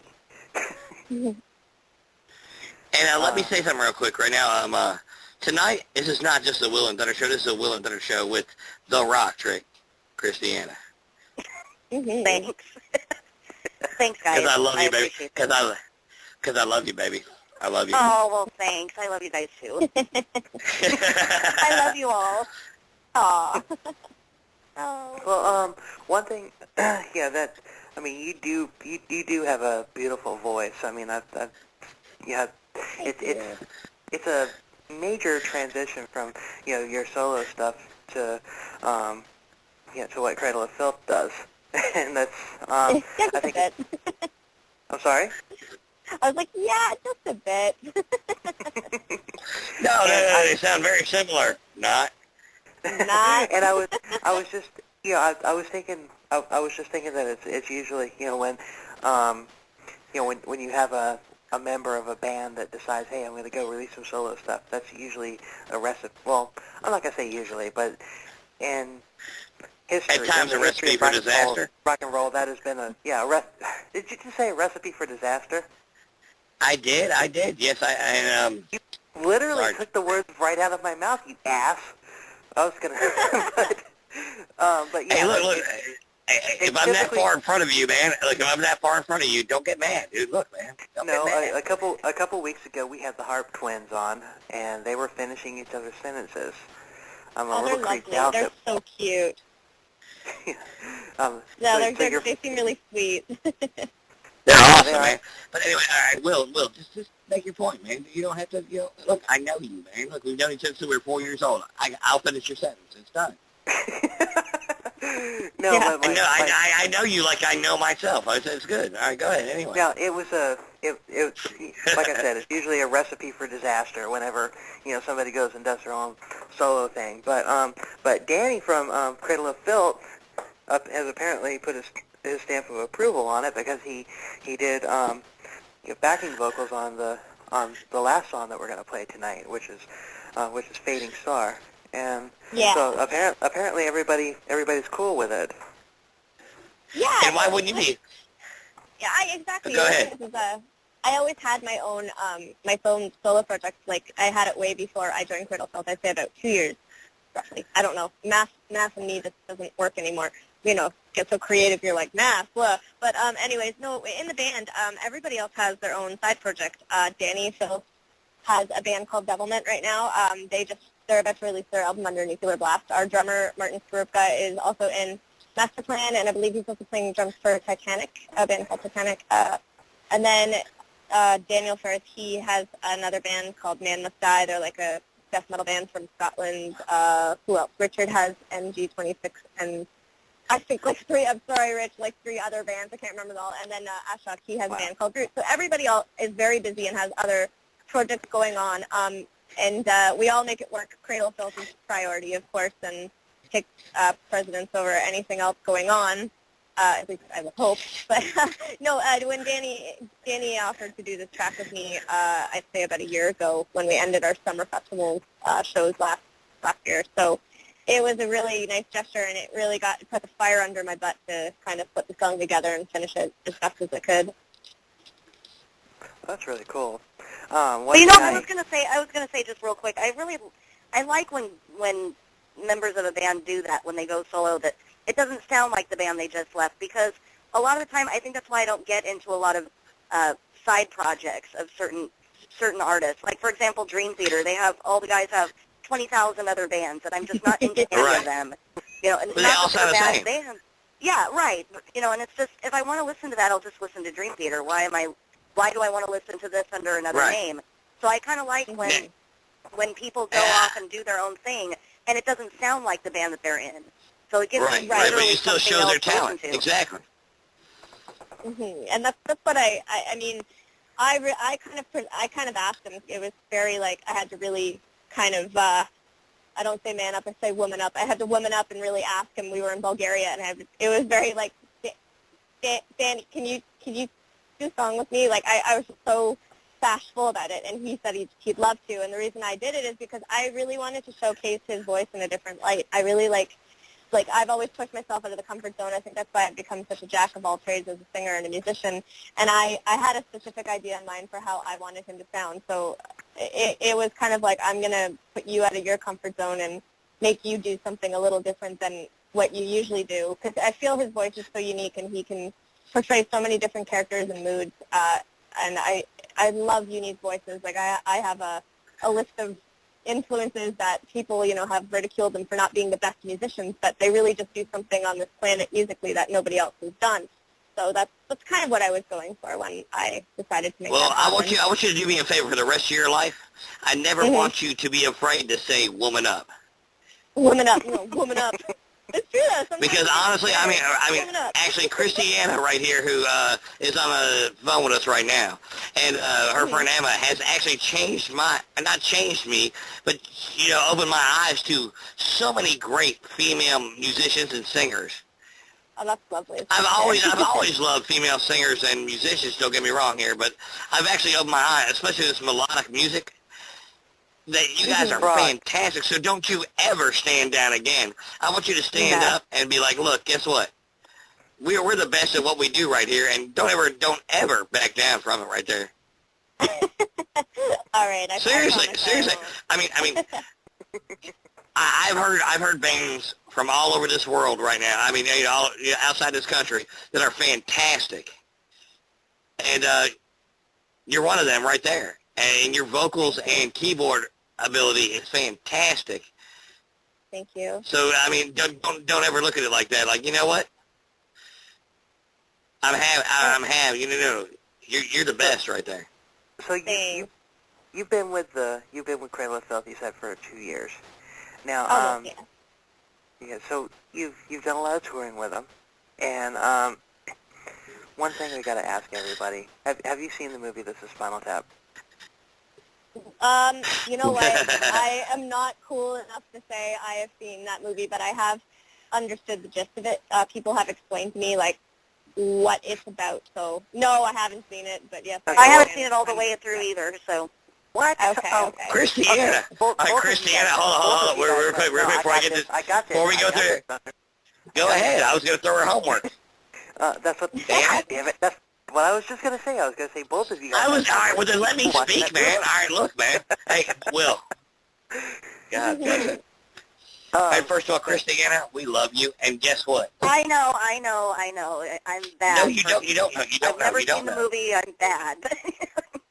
No, actually, I was going to tell you how much we love you and how much you have contributed to tonight, and I would love for you to be a 100% part of this thing.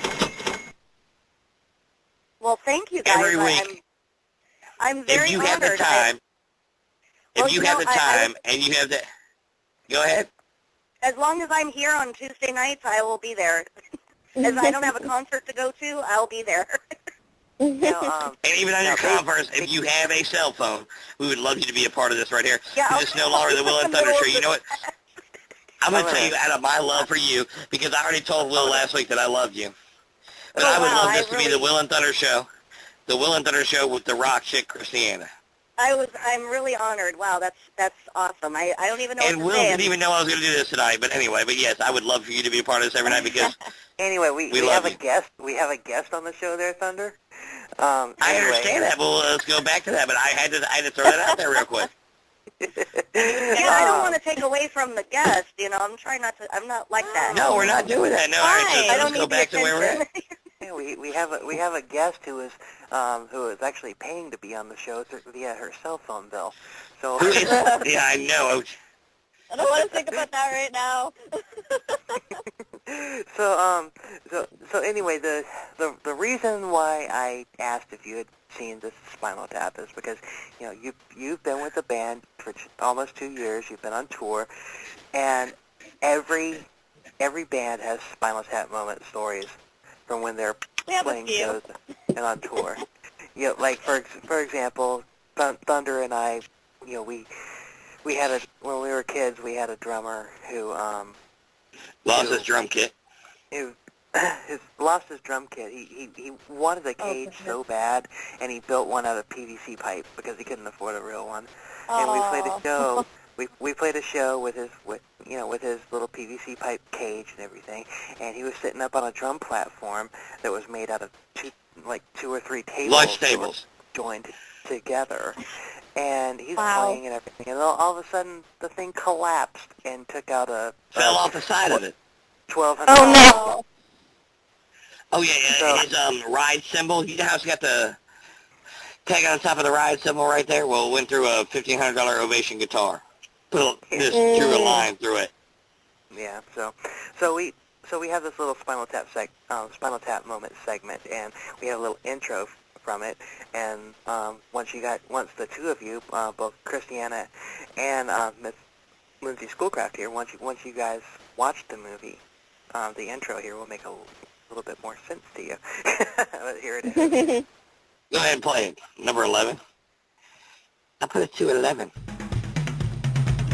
These go to 11. You can't press that.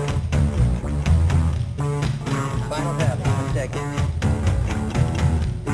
What's wrong with being sexy? He died. He died in a bizarre gardening accident. Thousands of people spontaneously combust each year. Hello, Cleveland! Hello, Cleveland!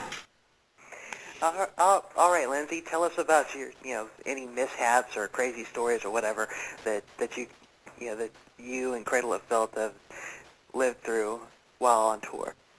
Oh, there's been a lot. I have to say we're not one of the wildest bands anymore. No crazy rock star stories, but just more like the Cradle of Curse, I think, is kind of what we've nicknamed it. And the guys came over. It was my first show back in June in the homeland. We played Montreal at Amnesia Rock Fest. And, oh gosh, when the guys landed, half of our stuff didn't make it. We had no backdrop.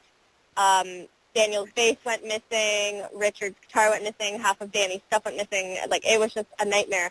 So we all got there the night before, and we realized, okay, half of our equipment's missing. Crap, what do we do? Well, it was found, but then it wasn't going to make it in time, like the next day for our gig.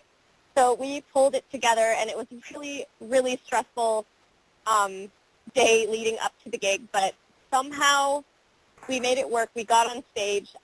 There was some minor sound issues that the Canadian crowd was really loving and accepting, and then we went a little over time, so our last song, which was for Ghosts in the Fog, got cut.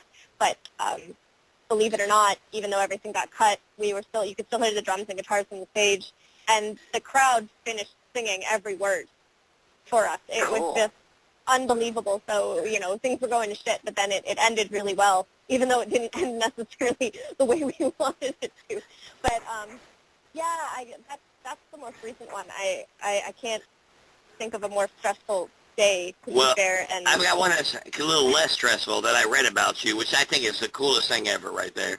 Is you told a story on one of your web pages right there about a fan who had the album tattooed on his arm, and you signed the album. Yeah, and then he went and got a tattoo of your signature. See, that's when you know you made it right there. I guess so. I'm like, that's when you know, like, it doesn't matter. That is so cool right there. I mean, no one has ever asked me for their signature and got it tattooed on them. That right there is so cool right there. And right there you're just like, you know what? It doesn't matter what else I do in my life right here. I've got this one guy who thinks that I'm the bomb, and he got my name tattooed on his arm right here because he thought I was that cool. I guess he's in Australia. He was a really sweet guy, and he had the cruelty. As long as he's not a stalker, it's cool, but I mean... Oh, no, none of those yet, and I pray I never have one of those. Right, I don't want my kids coming up to me right now and be like, oh, Dad, why's my name not tattooed on you? Thought you were a rock star, you got tattoos. I mean, but I'm like, no, that's kind of cool right there. But like, oh, yeah, dude, look, I've got the album tattooed on my hand. Can you, right there, just put your signature on there? I'm going to get that tattooed. That's kind of cool right there. And because, cool, what, and I've known a lot of people who come out of concerts with the CD like, oh, yeah, I'm in the band. I got all four signatures right here. And one guy's like, oh, really? She just signed my chest right here, and I'm going to go get that tattooed right now. Yeah, I've seen that. Yeah, Dani gets it the most. We've actually had people send in pictures afterwards, and they get like his signature tattooed, and then they get his face above it, and it's like, whoa, like he's quite a celebrity, so it's expected. Yeah. You're a celebrity too, man. Look, I look you up on YouTube, and there's like 17 pages of just Schoolcraft right there. Don't put don't put yourself. Well, so. Oh, don't put yourself underwater there, Cupcake, man. You're doing great.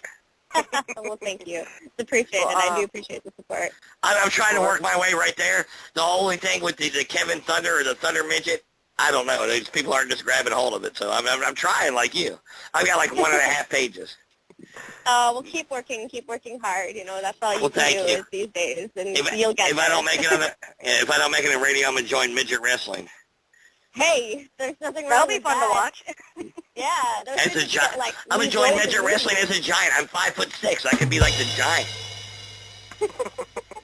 It'd be hilarious. Anyway, let's go ahead and break and play the last of the free songs. This is Fading Star. Really, after that, I mean, I'm talking about beating midgets up, and you want to play music. No, I agree with you right there. We've got like 12 minutes left. I know that. I know. I'm just playing, buddy. Let's. This is Lindsay's Schoolcraft with the Thunder Midget, and if you don't like it, I'm gonna come get you. Anyway, I'll kick you in the knee. I promise you. This is the first time I've ever like lost it in an uncontrollable laughing fit on the show. Well, just play this song right there. This is Fading If you Star. don't, I'm gonna come find you right there. He's 6'4". I'm like 5'6". I'll whoop him. It'll be fun. I'm gonna mute you. Anyway. This is Fading Star by Lindsay Schoolcraft with backup vocals or guest vocals of Dani from Cradle of Filth. We'll be right back on the Will and Thunder Show.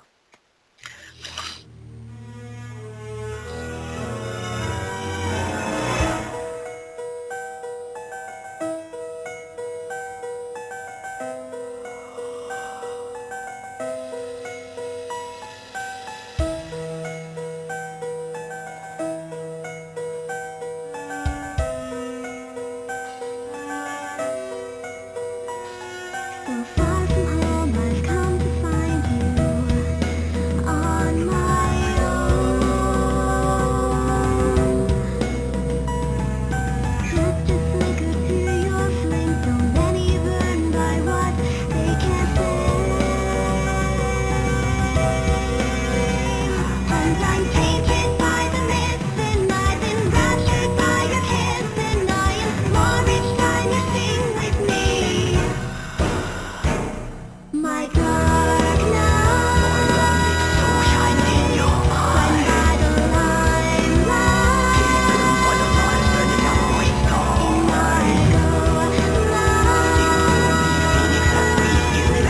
And the curtain falls and fades. I see the fading star that I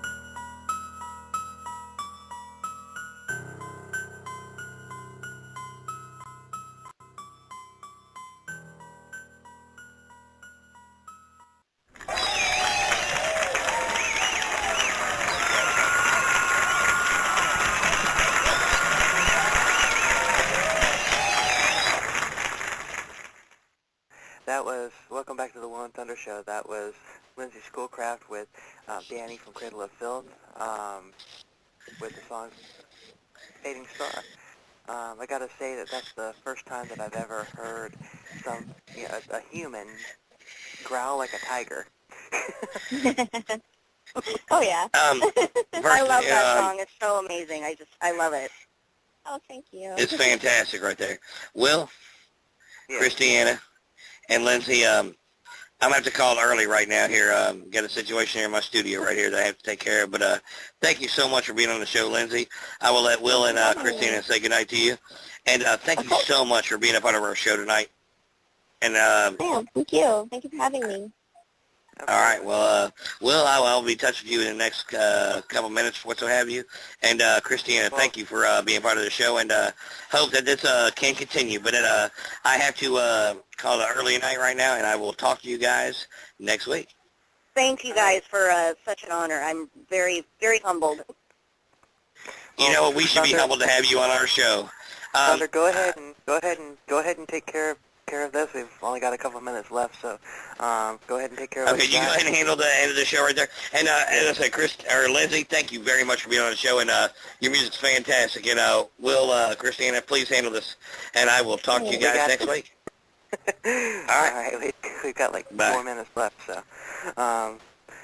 anyway, that was, yeah, I mean, you told us a little bit about that song earlier, and it was, about how you were intimidated to ask him about it. Well, just real quick, I mean, who else plays the instruments on your songs?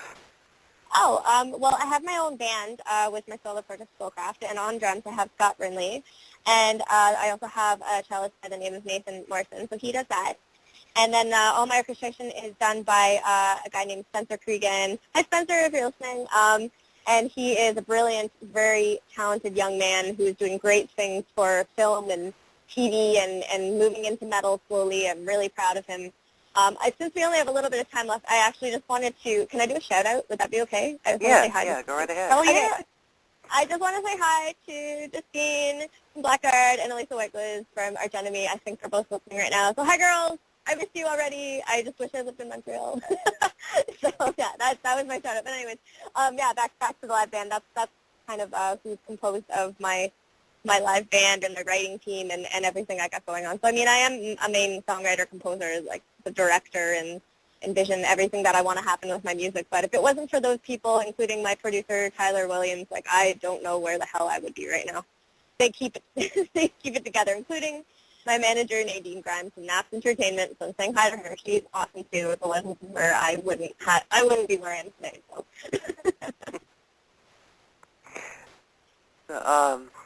So, Christiana, go ahead. I don't have any shout-outs. No, I don't mean a shout-out. I mean, we've got like 4 minutes left in the show. Well, I don't know. What am I supposed to do? I'm Say new hi to here. everybody at Sonic Cathedral. Yeah. Of course. Well, yeah, I was probably going to do that towards the end, like, give a shameless plug. I did that last week, so, But, yeah, I'm sure everybody out there is listening at Sonic Cathedral. Hi, guys. I hope I am doing you all justice and not fucking up. You're doing great. Yeah, hi, John. Hi, Robin. Hi, everybody. Hi, Angie. Yes, hello, we love everyone. you guys. Actually, this is the first time Lindsay and I have spoken in person, so this has been really fun. Yeah. So exciting. Cool. Yeah. I always That's get awesome. excited to meet online friends in person or, on the phone or whatnot. So this has been really fun. But yes, Yeah. of course. Yeah, you were definitely a great guest, and Christiana, you were an awesome co-host, and look forward to having you, on again in the future. As when we talked earlier, last couple nights ago or whatever, I mean, we extended the invitation to Chris here to come on indefinitely. I mean, so she's. But it was a surprise to me that you guys would ask on the show. I knew you guys wanted me to come in, but I didn't think you guys were going to ask me on the show in front of all the audience. That was definitely a surprise. Well, Oh, there you go. just Girl, yes. hold I was a on, little hold bit on. like, what do I have to interrupt the show. For anybody listening online, it's about to end in about 30 seconds or so. I will have the entire show with the spillover, what we call overtime. Okay. I'll have that up on YouTube here, sometime tonight, and that's okay. I mean, we're not gonna go too much longer. It's just we got a little bit of overtime going with it. It happens. It happens with the guests that we're having fun with. Always. Yay! We're all having fun, right? Yeah, absolutely. So yeah, I mean, if we weren't having fun with you, then we would, we'd do everything that we could to wrap it up right at the 2-hour mark, and Well, that's and flattering. Thank you. if not earlier. No worries. No worries. I get you. But anyway, yeah. I gotta say, Lindsay, you're the first guest that we've had on with as far as like a signed band and everything. We've had a couple others book, and they dissed us. Like, we were expecting them to be there. We were doing the show and expecting them to call in, and they just didn't call in. That's happened to us twice. Oh. Sorry to hear that. Well, it happens. It's happened before. It's going to happen again. But Right. but you with Cradle of Filth, the first national, or actually in this case international band that we've ever had. So I mean we're Oh, great. Well, I'm only one of 6 of the band. We're definitely honored. We're definitely honored for for you being the first one. So that was awesome. I'm honored too. You guys are wonderful. I thank you so much for having me. It really means a lot. Well, absolutely. Thank you for accepting my invitation. Of course. No, I really do appreciate it. I'm one of those yes people. I won't say no to anything unless it's maybe meat. But I'm pretty much a yes person. So, yeah, it's I don't mind doing this. It's been a blast, and I appreciate you letting me yammer on about myself. So that's cool. Hey, it's all about having fun. I mean, it's all about heavy metal. It's all about this show may not be as big as like that metal show or whatever at the moment, but we're gonna get there eventually. And, I think we're better interviewers than, I don't want to toot our own horn, but I kind of think we're better interviewers than that metal show because, I mean, I don't want to diss anybody, but I think certain people on that show are a little too fanboy for my liking. It's just, yeah. it seems to be, Yeah. I saw you guys back in '89 and you were awesome, and it's just, that's not really an interview. Nah. Yeah, you guys did a good job because I've had the super fans interview, and you guys, you did your research, but you didn't get all fanboy, fangirl on me, which I don't mind, but it's nice. It was really laid back. And Well, you did good. I have to Pat say, yourselves on the back. as a lead singer and a lead guitar player, if I was Yeah. ever to get Steve Vai on here, I would go total Oh, God. fanboy. Yeah, and, no, and there's for, even... like Tony Yeah. Harnell from TNT, if I was ever to get him on here, I would also go totally fanboy. Oh. there's still people I've fangirl over, so, no, I know what you're saying.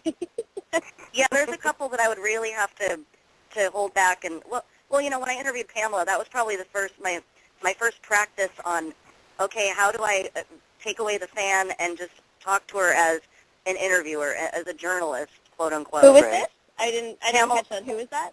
Pamela Moore. She sang on the she's known as Sweet Sister Mary from the Queensryche album Operation Mindcrime. Right. Wow. Yeah, that's massive. Yeah, it was for me. It was I interviewed her too. a lifelong I- Queensryche fan. So It was actually my Of first course. ever interview. My first interview was also Pamela Moore, and well, let's just say that if I had actually still had a recording of that interview, sure, we would play it, but it would be to rag on me because it was horrible. Luckily, don't worry. Luckily, she's a nice professional and everything, and yeah, but Yeah. yeah, it was horrible, but. Oh, well, you we live all and start learn. somewhere, whatever. Yeah. Yeah. So we this was a great interview. We definitely you were a great guest, and we love having you on. We'd love to have you on at some point in the future. And I mean, and obviously, later on down the road or whatever, like when the next Cradle of Filth album comes out, or maybe have both you and Dani on or something. That'd be really cool. Yeah. Well, I can't say yes for him, but yeah, it'd be something worth trying to sort out in the meantime. So we'll see. If he doesn't want to do it, then we'll definitely have you on again. Yeah. Well, but I mean, this time I at least wouldn't you be won't be as surprised if nervous as when you approached him for a song, right? Oh no, I was still young and green back then, and he was the first big singer I asked to collaborate with me. So it's kind of scary, but now it's like, it's just Dani, like whatever, who cares? But you know what? In my book. as much of a visionary or band leader as Dani is, I'm sure he's listening, even though it's probably like 5:00 in the morning. Oh no, I where doubt it. He's like he's out cold. That man is burning the candle at two ends right now. I don't think he's listening, but I'm sure at some point he will be listening. No, he's wonderful. He's my mentor. He has helped me develop myself, become a better artist and creative type and visionary, and for my own. Like he's lovely. I never kind of thought that. Looking back all these years, I never thought he'd be the one to help me so much. There are many people who are close to me and wonderful and help me, but he's just really brought me out into the light and where I want to be. And but at the same time, he's just Dani to me too. Like there's no more fangirling or like, oh, you're Dani Filth. It's like, oh, you're Dani Filth. What do you want from me? Leave me alone. Yeah, but I think that's awesome that it's gone from like you're just a fan or somebody just working a job to actually you guys are friends and you hang out and do stuff and all that. Mm-hmm. So yeah, well, it's nice. We're all people at the end of the day. Like we are. Okay. Like, no matter, everybody's all people. So yeah. Sorry about that. I had yelling in my house. Okay. Somebody's yelling at me to turn the light off in the back. I'm like, I'm doing business here. Can you I think I just had a like Spinal me Tap living at moment. home. Like, Mom, I'm on an interview. Go away. I know. See, this is the downfall of my professional life. Is I do this all at home, and everyone else doesn't. I mean, not that they don't give a shit, but it's just we're still here and we still have our lives. Yep, I feel your pain. That happens to me too. I have to do everything from home. I'm not with my parents anymore, but I still have my own home base, and it's like, oh, crap. But where I live now, everybody's very understanding. Parents, they forget. Yeah, I don't have parents, but how shall I say it? Well, I think every wife or girlfriend calls them the extra child. Oh, it's funny you say that. Yeah, actually, Dani's wife, she coined the term, it's second child time, meaning the significant other turns into a second child or a third child. Yeah. I don't have any children. I have a dog and the grown-up child. Yeah. And they're both very demanding. They're both fire signs. So they're both very spontaneous, and they want it right now. And but they have their good. There is another side of fire signs that makes them so lovely. I have to say, I've always gotten along with Leos and Sagittarius and some Aries, and they're great. They're great. I know what you mean. They're like Dani Filth, for example, is a Leo, so I'm sure you can kind of see what that's like. Thunder is a Leo, and I can kind of tell he's very commanding. Yeah, and I'm a Virgo. Okay, See, and I'm a Libra. I'm an air sign. I'm very I need my freedom, and sometimes the fire signs are a little too demanding for me. So. No, I hear you. But I love them. I wouldn't have them any other way. No, that's true. When were you born? Like what? October what? October 5th. Okay, so you're on the front side of it. People who are born past the 12th are a little more on the dark end of things, but you're on the brighter side of it. So yeah, I study this stuff. Yeah, so do I. I mean, I have 4 planets in Scorpio though, so I can be very. I have kind of that downhearted.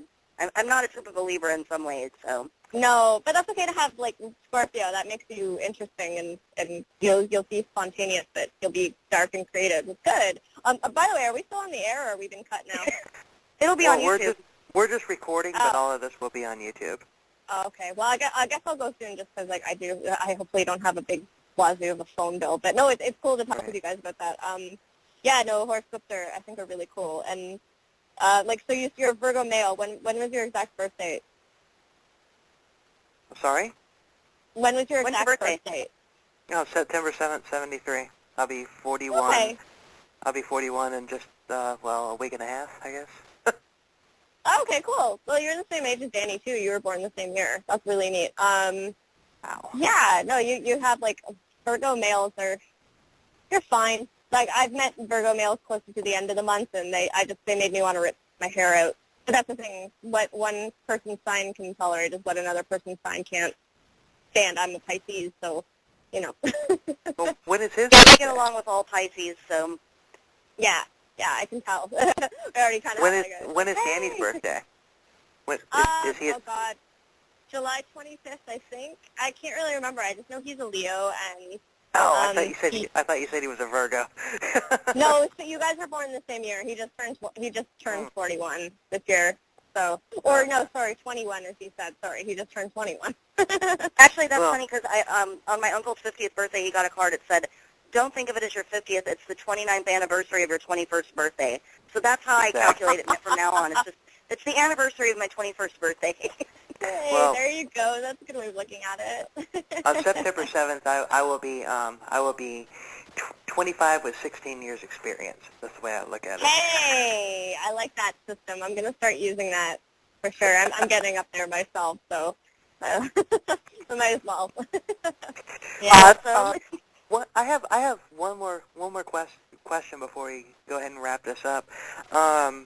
You're into this, sign reading and stuff like that. So I mean, would you be on the Tuesday before Halloween? We're having a huge, we're having basically a Halloween extravaganza type show. I mean, I'm gonna be recording. I'm gonna be playing a recording of Telltale Heart that I did, and also an original piece that I'm writing. I'm gonna record it as soon as I get it done. The band Terminatrix, they're from South Africa. They're like an industrial horror metal band, and they're really Very good. cool. They have a female singer as well, and Yeah, they're going Allison to be just doing. did a very awesome review of their album on Sonic Cathedral. So, Okay. hi, Allie. Aw, Allie. But they're going to be doing an original piece for the for that particular show, and Cool. would you be able to contribute anything kind of scary, original, scary, whatever? I mean, even if it's something I can talk about, I've seen, like, I don't know if people are into this or not, I've had a lot of ghost experiences, paranormal stuff, so I can absolutely come on and speak about that, and I actually have a really funny story. This would only be about maybe a maximum 10-minute segment.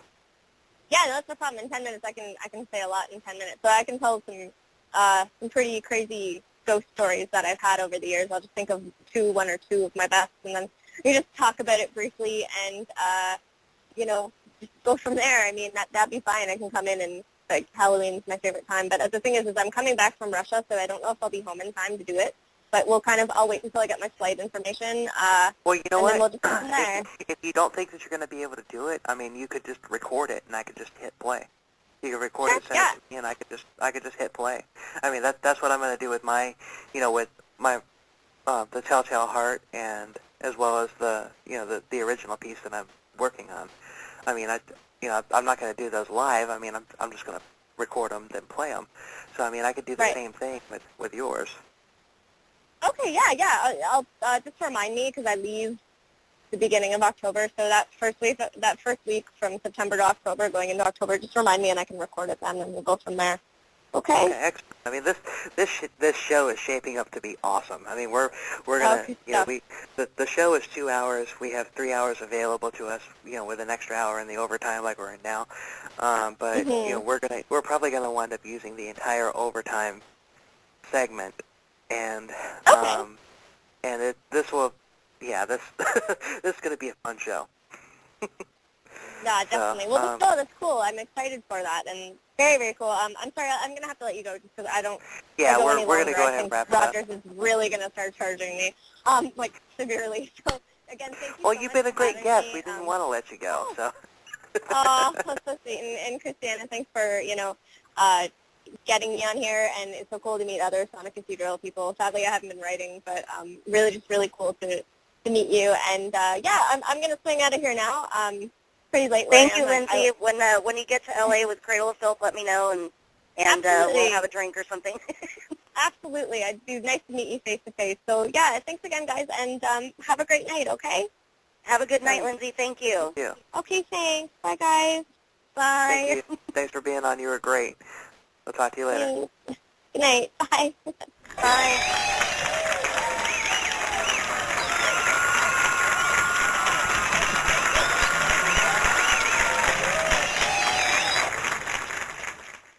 All right, that was that was an awesome guest. That was Lindsay Schoolcraft from Cradle of Filth, playing some of her original material.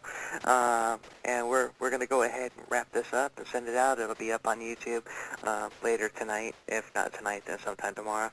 But anyway, Christiana, what do you any closing words?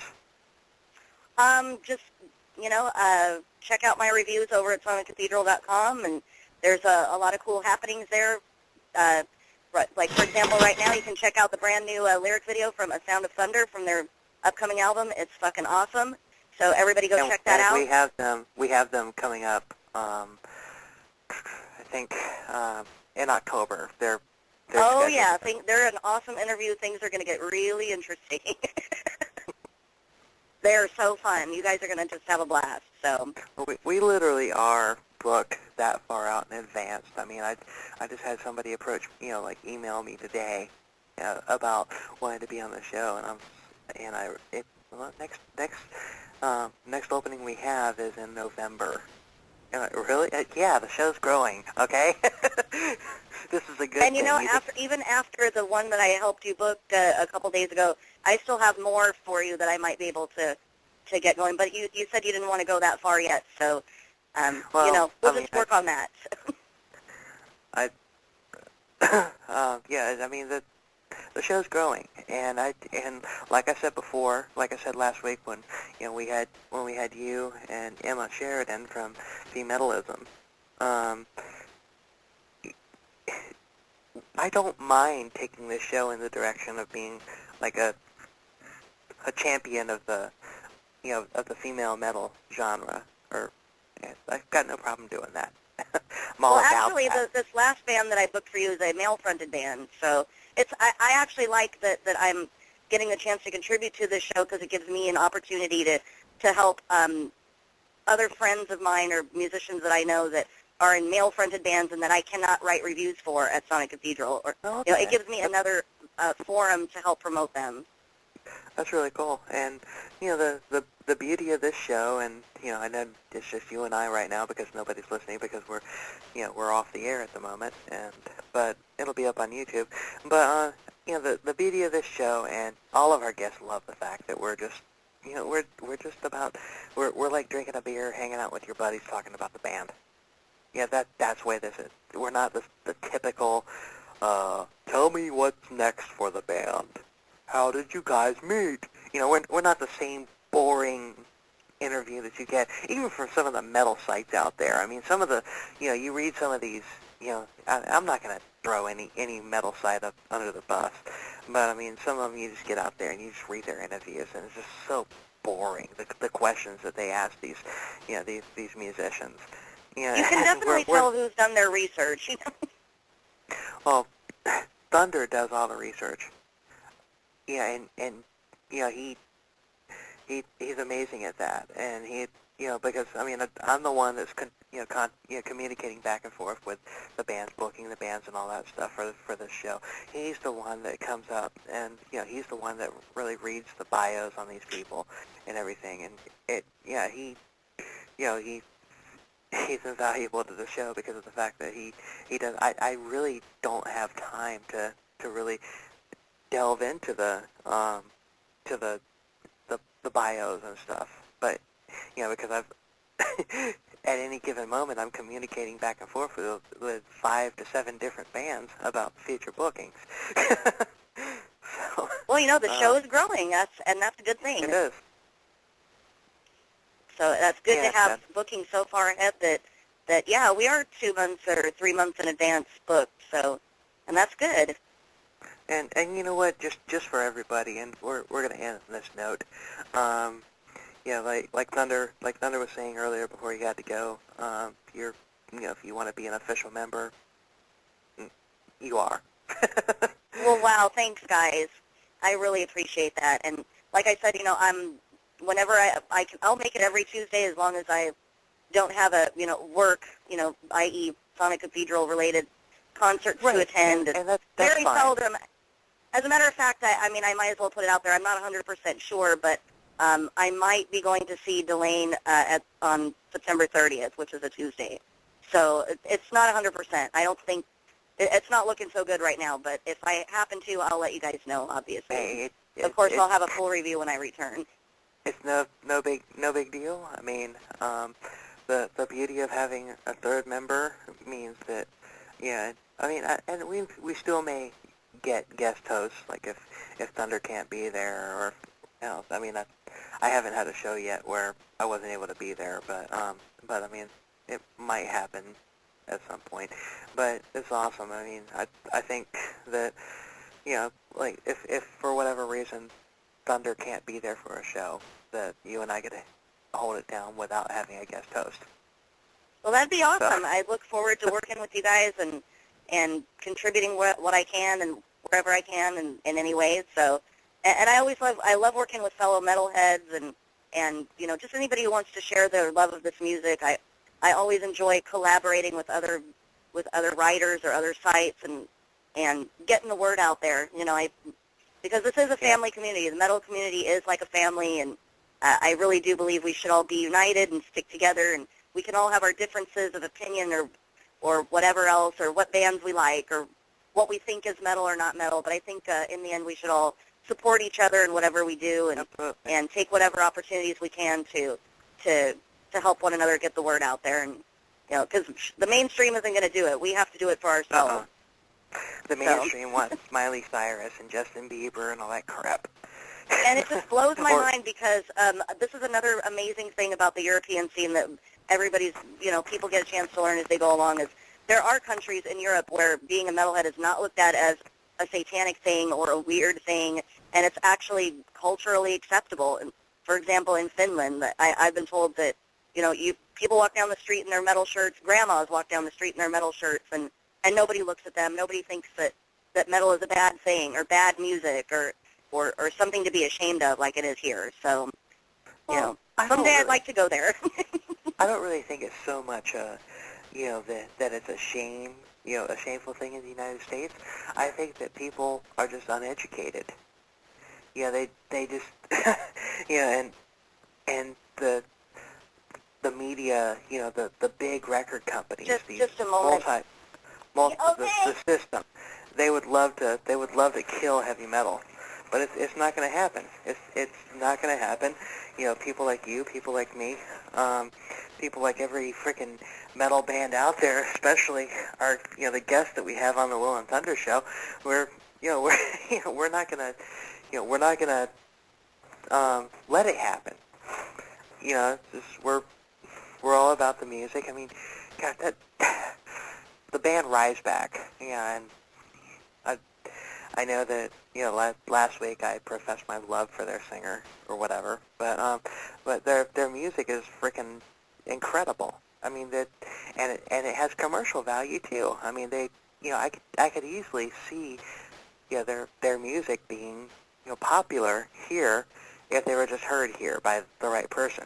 There's a lot of the bands, as you guys will, obviously as you get to listen to a lot more of these bands out there, there's a lot of them that are like that, where if they had the right vehicle to be heard on the radio or to be, played in some mainstream format, that they really could, for example, if they were played in a movie or just even the right movie.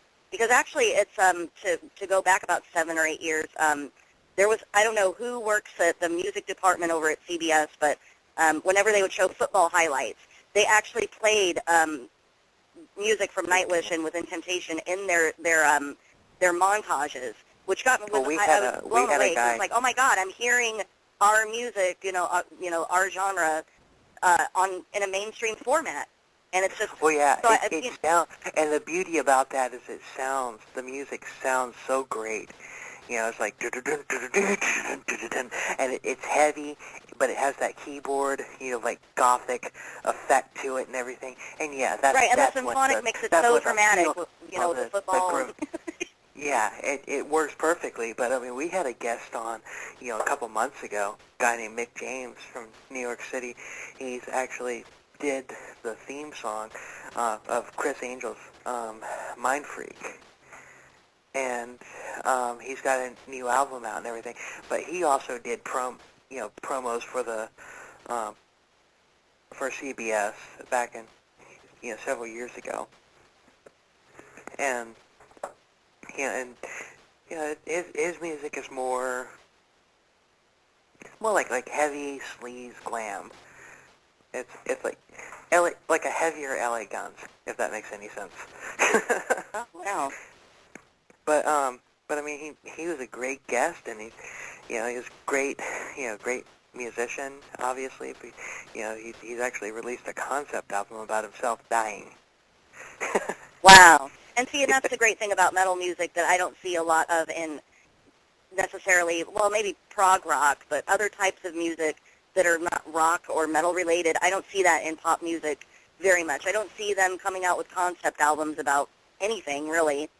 Again, like, I mentioned last week, you don't really have a lot of music out there anymore that tells a story or that dares to take you on a journey as you listen to it. Right. I don't hear that. I mean, even go back to the 80s with pop music. You can say what you want about pop music from the 80s or the 90s, but even back then, some of the pop music had some sort of substance. There was, there were... especially the country music, like, Garth Brooks and some of his songs. I mean, it's like there was definitely a story he was telling. I mean, he never released a concept album, but some of the stories that he was telling were pretty freaking deep. Yeah, and they don't, even country music doesn't have that anymore.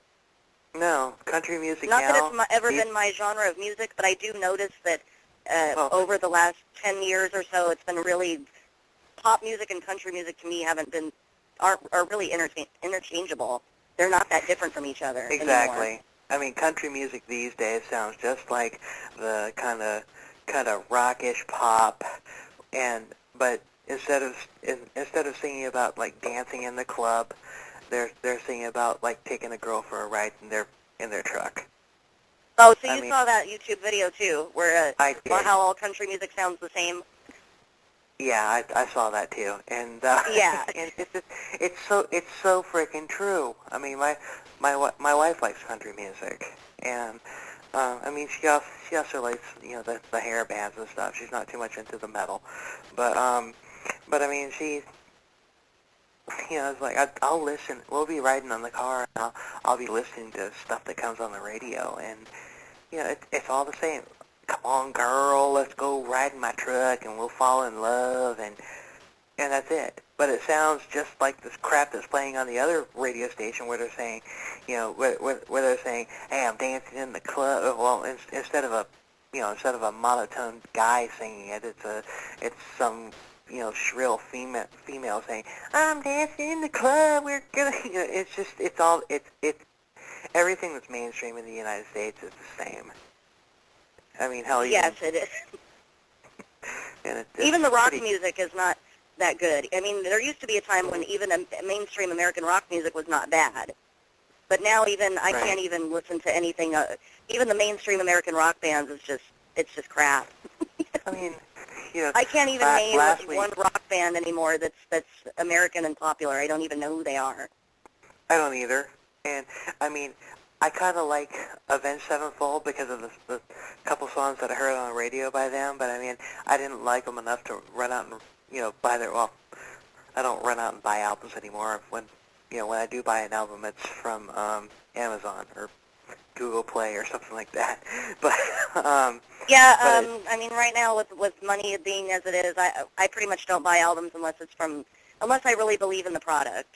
So, right. So there you go.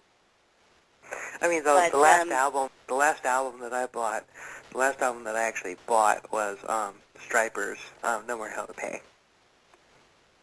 God, I can't even remember the last album I bought because I received so many through Sonic Cathedral that a lot of the albums I would normally buy, The I last one received prior for to free. that was Queensryche's self-titled album. That I do remember buying that. So I But bought this year, I'm two. trying to think, what is the last CD I bought?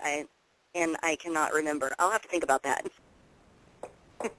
But I find myself listening to more, because of the show, I find myself listening to more indie music than really anything else. I mean, it's like I'll review on, on Sleaze Rocks or my blog or whatever. I'll review, new albums or whatever I reviewed Judas Priest's new album, Redeemer of Souls, but I also, I got an advanced copy of that one. So, Yeah, a friend of mine sent me a copy of hers. She ripped me a copy to listen to until I could get one of my own, and I still haven't bought it yet. So shame on me, but money is tight. right. And I have concerts to go. I mean, I spend my money more on concerts than actual CDs anymore. So the way I see it, I'm still supporting the music. So. Well, let's go ahead and wrap this up. Yes, that's a great yeah, idea because the menfolk in my house are yelling at me. So. Well, I'll edit this part out. Can I call you in like 10 or 15 minutes? Yeah, that'll be fine. Okay. Well, let's go ahead and wrap this up. And next week on the Will and Thunder Show, we have we have Madison Rising.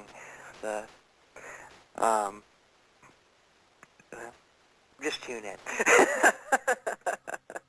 It'll be fun. It's going to be a fun show. But anyway, just for the show tonight, Christiana, welcome to the crew. We're honored to have you here. Thank you guys. I really appreciate it. Can't wait to see you guys. Can't wait to see you guys next week. All right, I'll talk to you soon, and we'll see you next week on the Will and Thunder Show. Have a great week, everybody. You too. Thank you for listening All right. to the Will and Thunder Show. The band that's going to take us out is Beyond the Fade from Charlotte, North Carolina. You can find them at Beyond the Fade at Twitter and also at Facebook, Beyond the Fade. The song's called Lights Out, and they're going to take us out.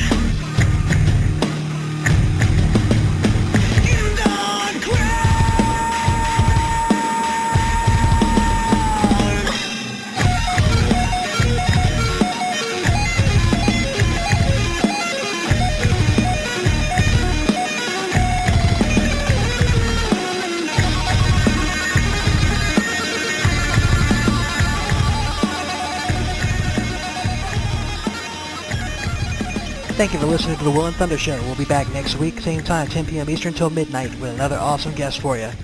Later.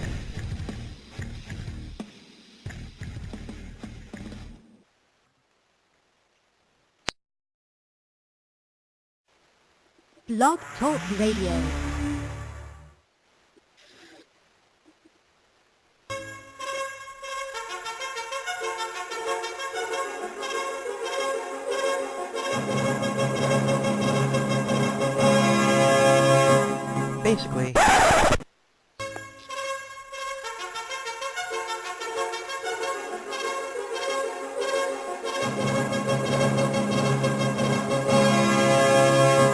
Basically, What the hell is that?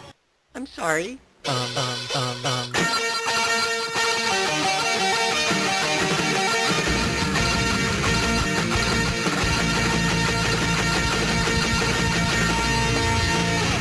Well,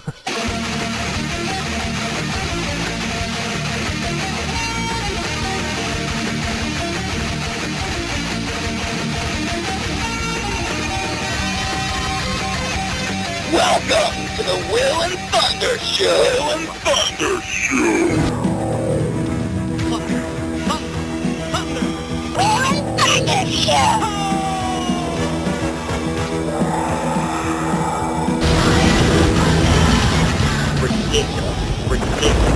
Well,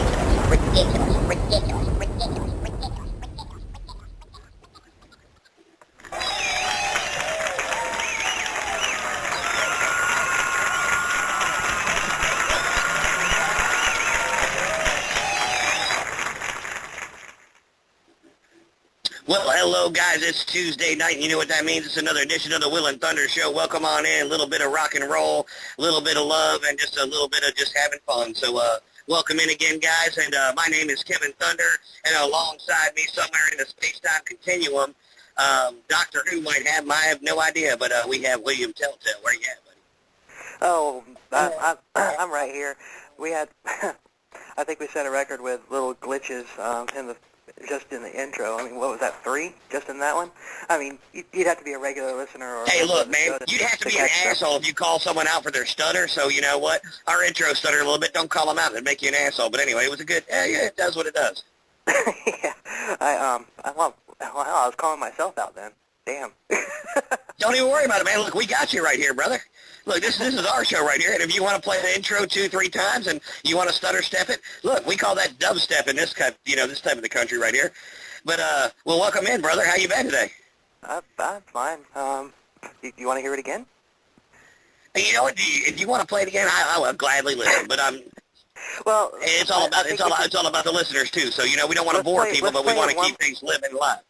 Let's play it one more time, just to say goodbye to the. Just to do it the right way. Yeah.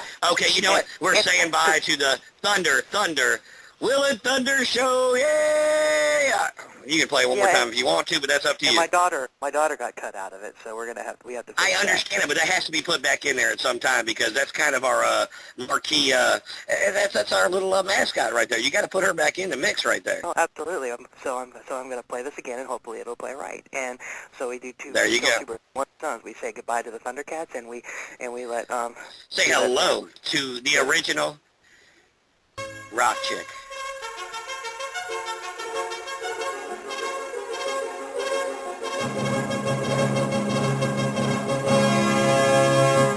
Basically. What the hell is that? I'm sorry.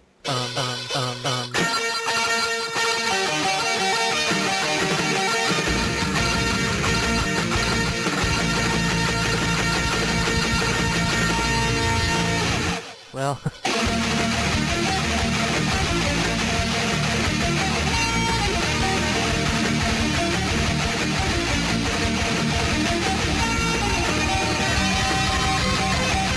Welcome to the Will and Thunder Show. Will and Thunder Show.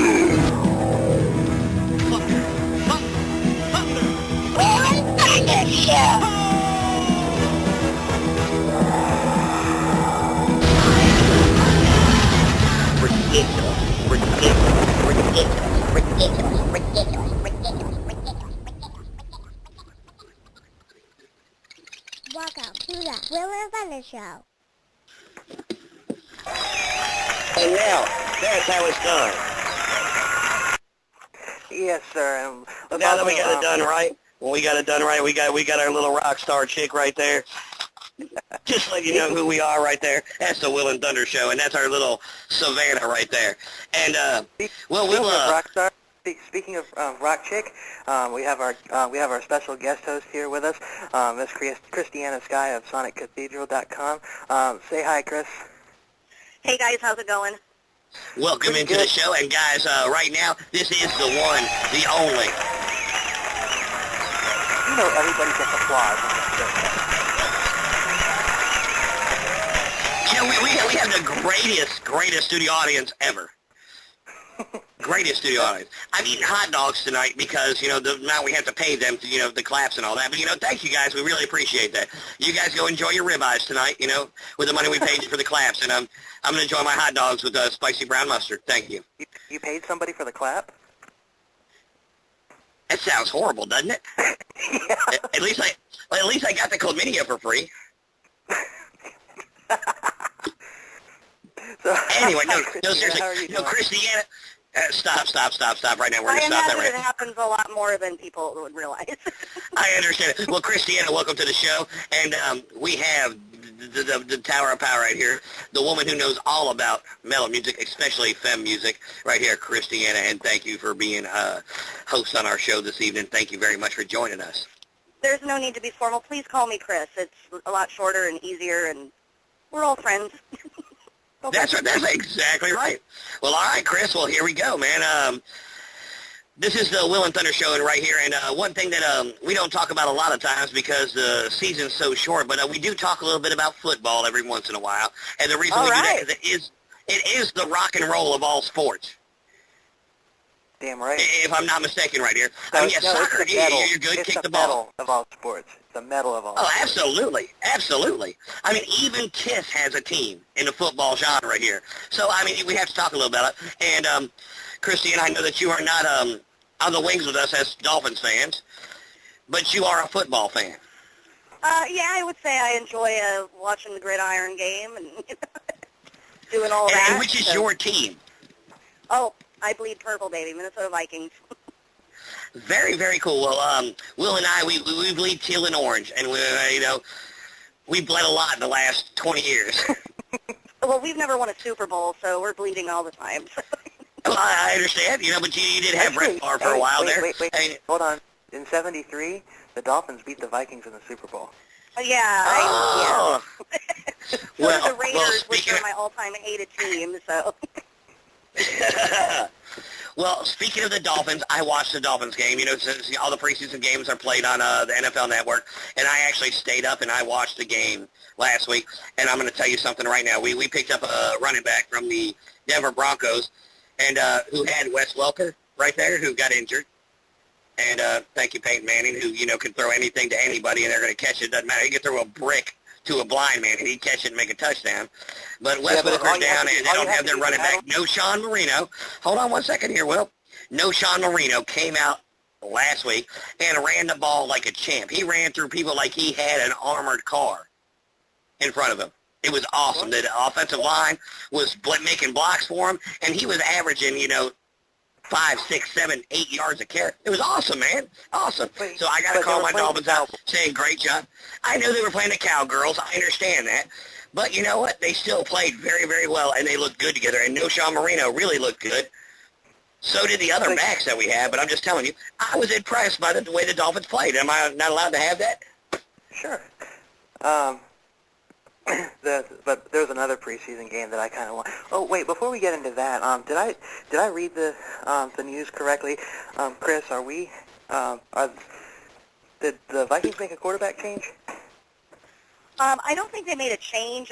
I just saw it briefly on the Facebook. I think they decided that they're going to have Matt Castle be the starting quarterback.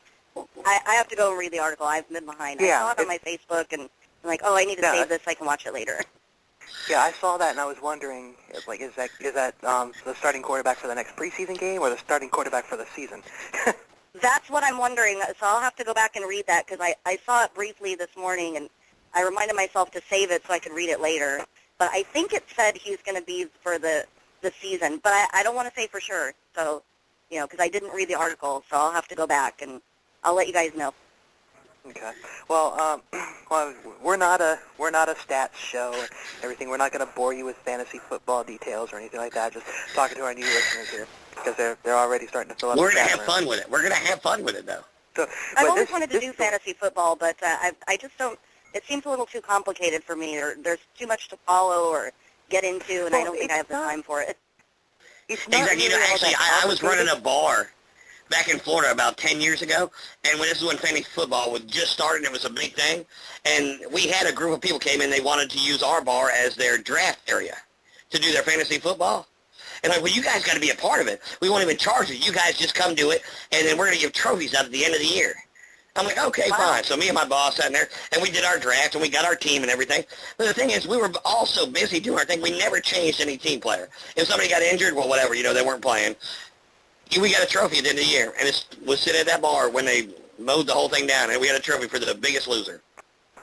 Oh, no. That's what they gave us.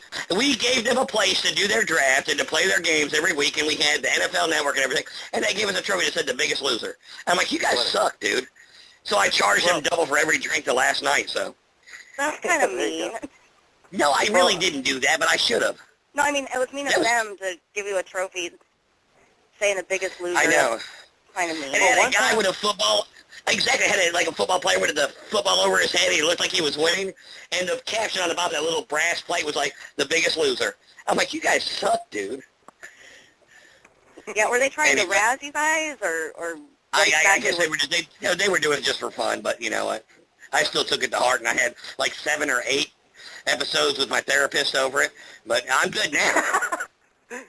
Oh, by the way, before we continue, I just want to let everybody know that Lindsay Schoolcraft will be joining us around 11 Eastern, about 45 minutes from now. We do a little warm-up segment. We have fun. We talk about the world of heavy metal, and well, this week we're doing a little football too. But but just to let everybody know. You know, we're just talking a little talking. We're just having some fun.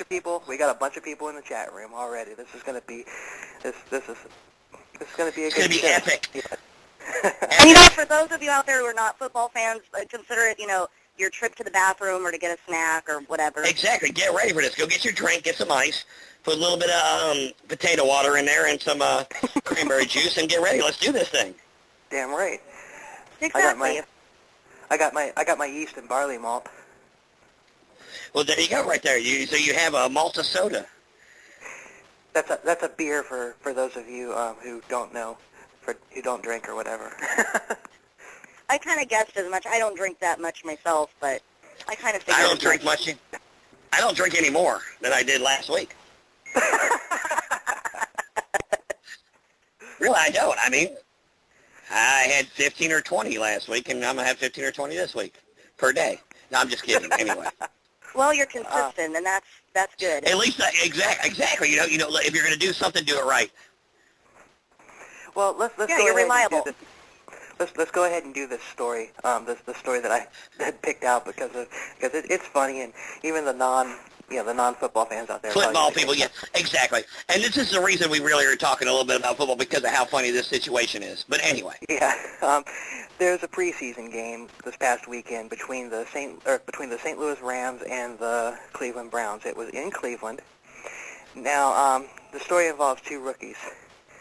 Two rookies that have seen way too much of the media. They're both the sports media has been shoving these 2 individuals down our throats. One would be the quarterback, Johnny Manziel. Mr. Football, Mr. Money, Mr. Football, yeah, money signs, yeah. He's a freaking punk. He's a freaking punk. I don't like. I mean, there's never been a. Okay, all right, look. Hey, hold on. Do me a favor here. We're a media outlet right here. You cannot express your opinion. It's a media outlet. Just say that you not fond of him. You can't go that far into it, or will be considered left wing or right wing or something. So I mean, just you don't like him. That's fine. I'm not fond. I'm just kidding. Go ahead. I think I'm not fond of him because I think he's a punk ass bitch. He's, you know what? To avoid being sued, you have to say alleged. He's an alleged. You know what? That's why I love you, Christiana. You're right there. Thanks. Yeah, she got our best interest in mind. I know. You know what? I'm getting all emotional, guys. All right, dry your tears and finish the story, all right, Cupcake? Anyway. Yeah, there's no tears in football. True. This is true. Anyway, Johnny Manziel, Mr. Money, Mr. Football. You guys all know who he is. He played for Texas A&M. And the funny thing, he used to do the money symbol every time he scored a touchdown, and the side of his helmet said ATM. That's true. Anyway, I just thought I'd throw that in there. But anyway, all right, Michael Sams. Everybody knows who Michael Sams is. Michael Sams is the defensive player who came out, the first professional player. Woo, big whoop. Right. But which is but no anyway, big deal. I mean, there's a, hey, look, we're a rock and roll show.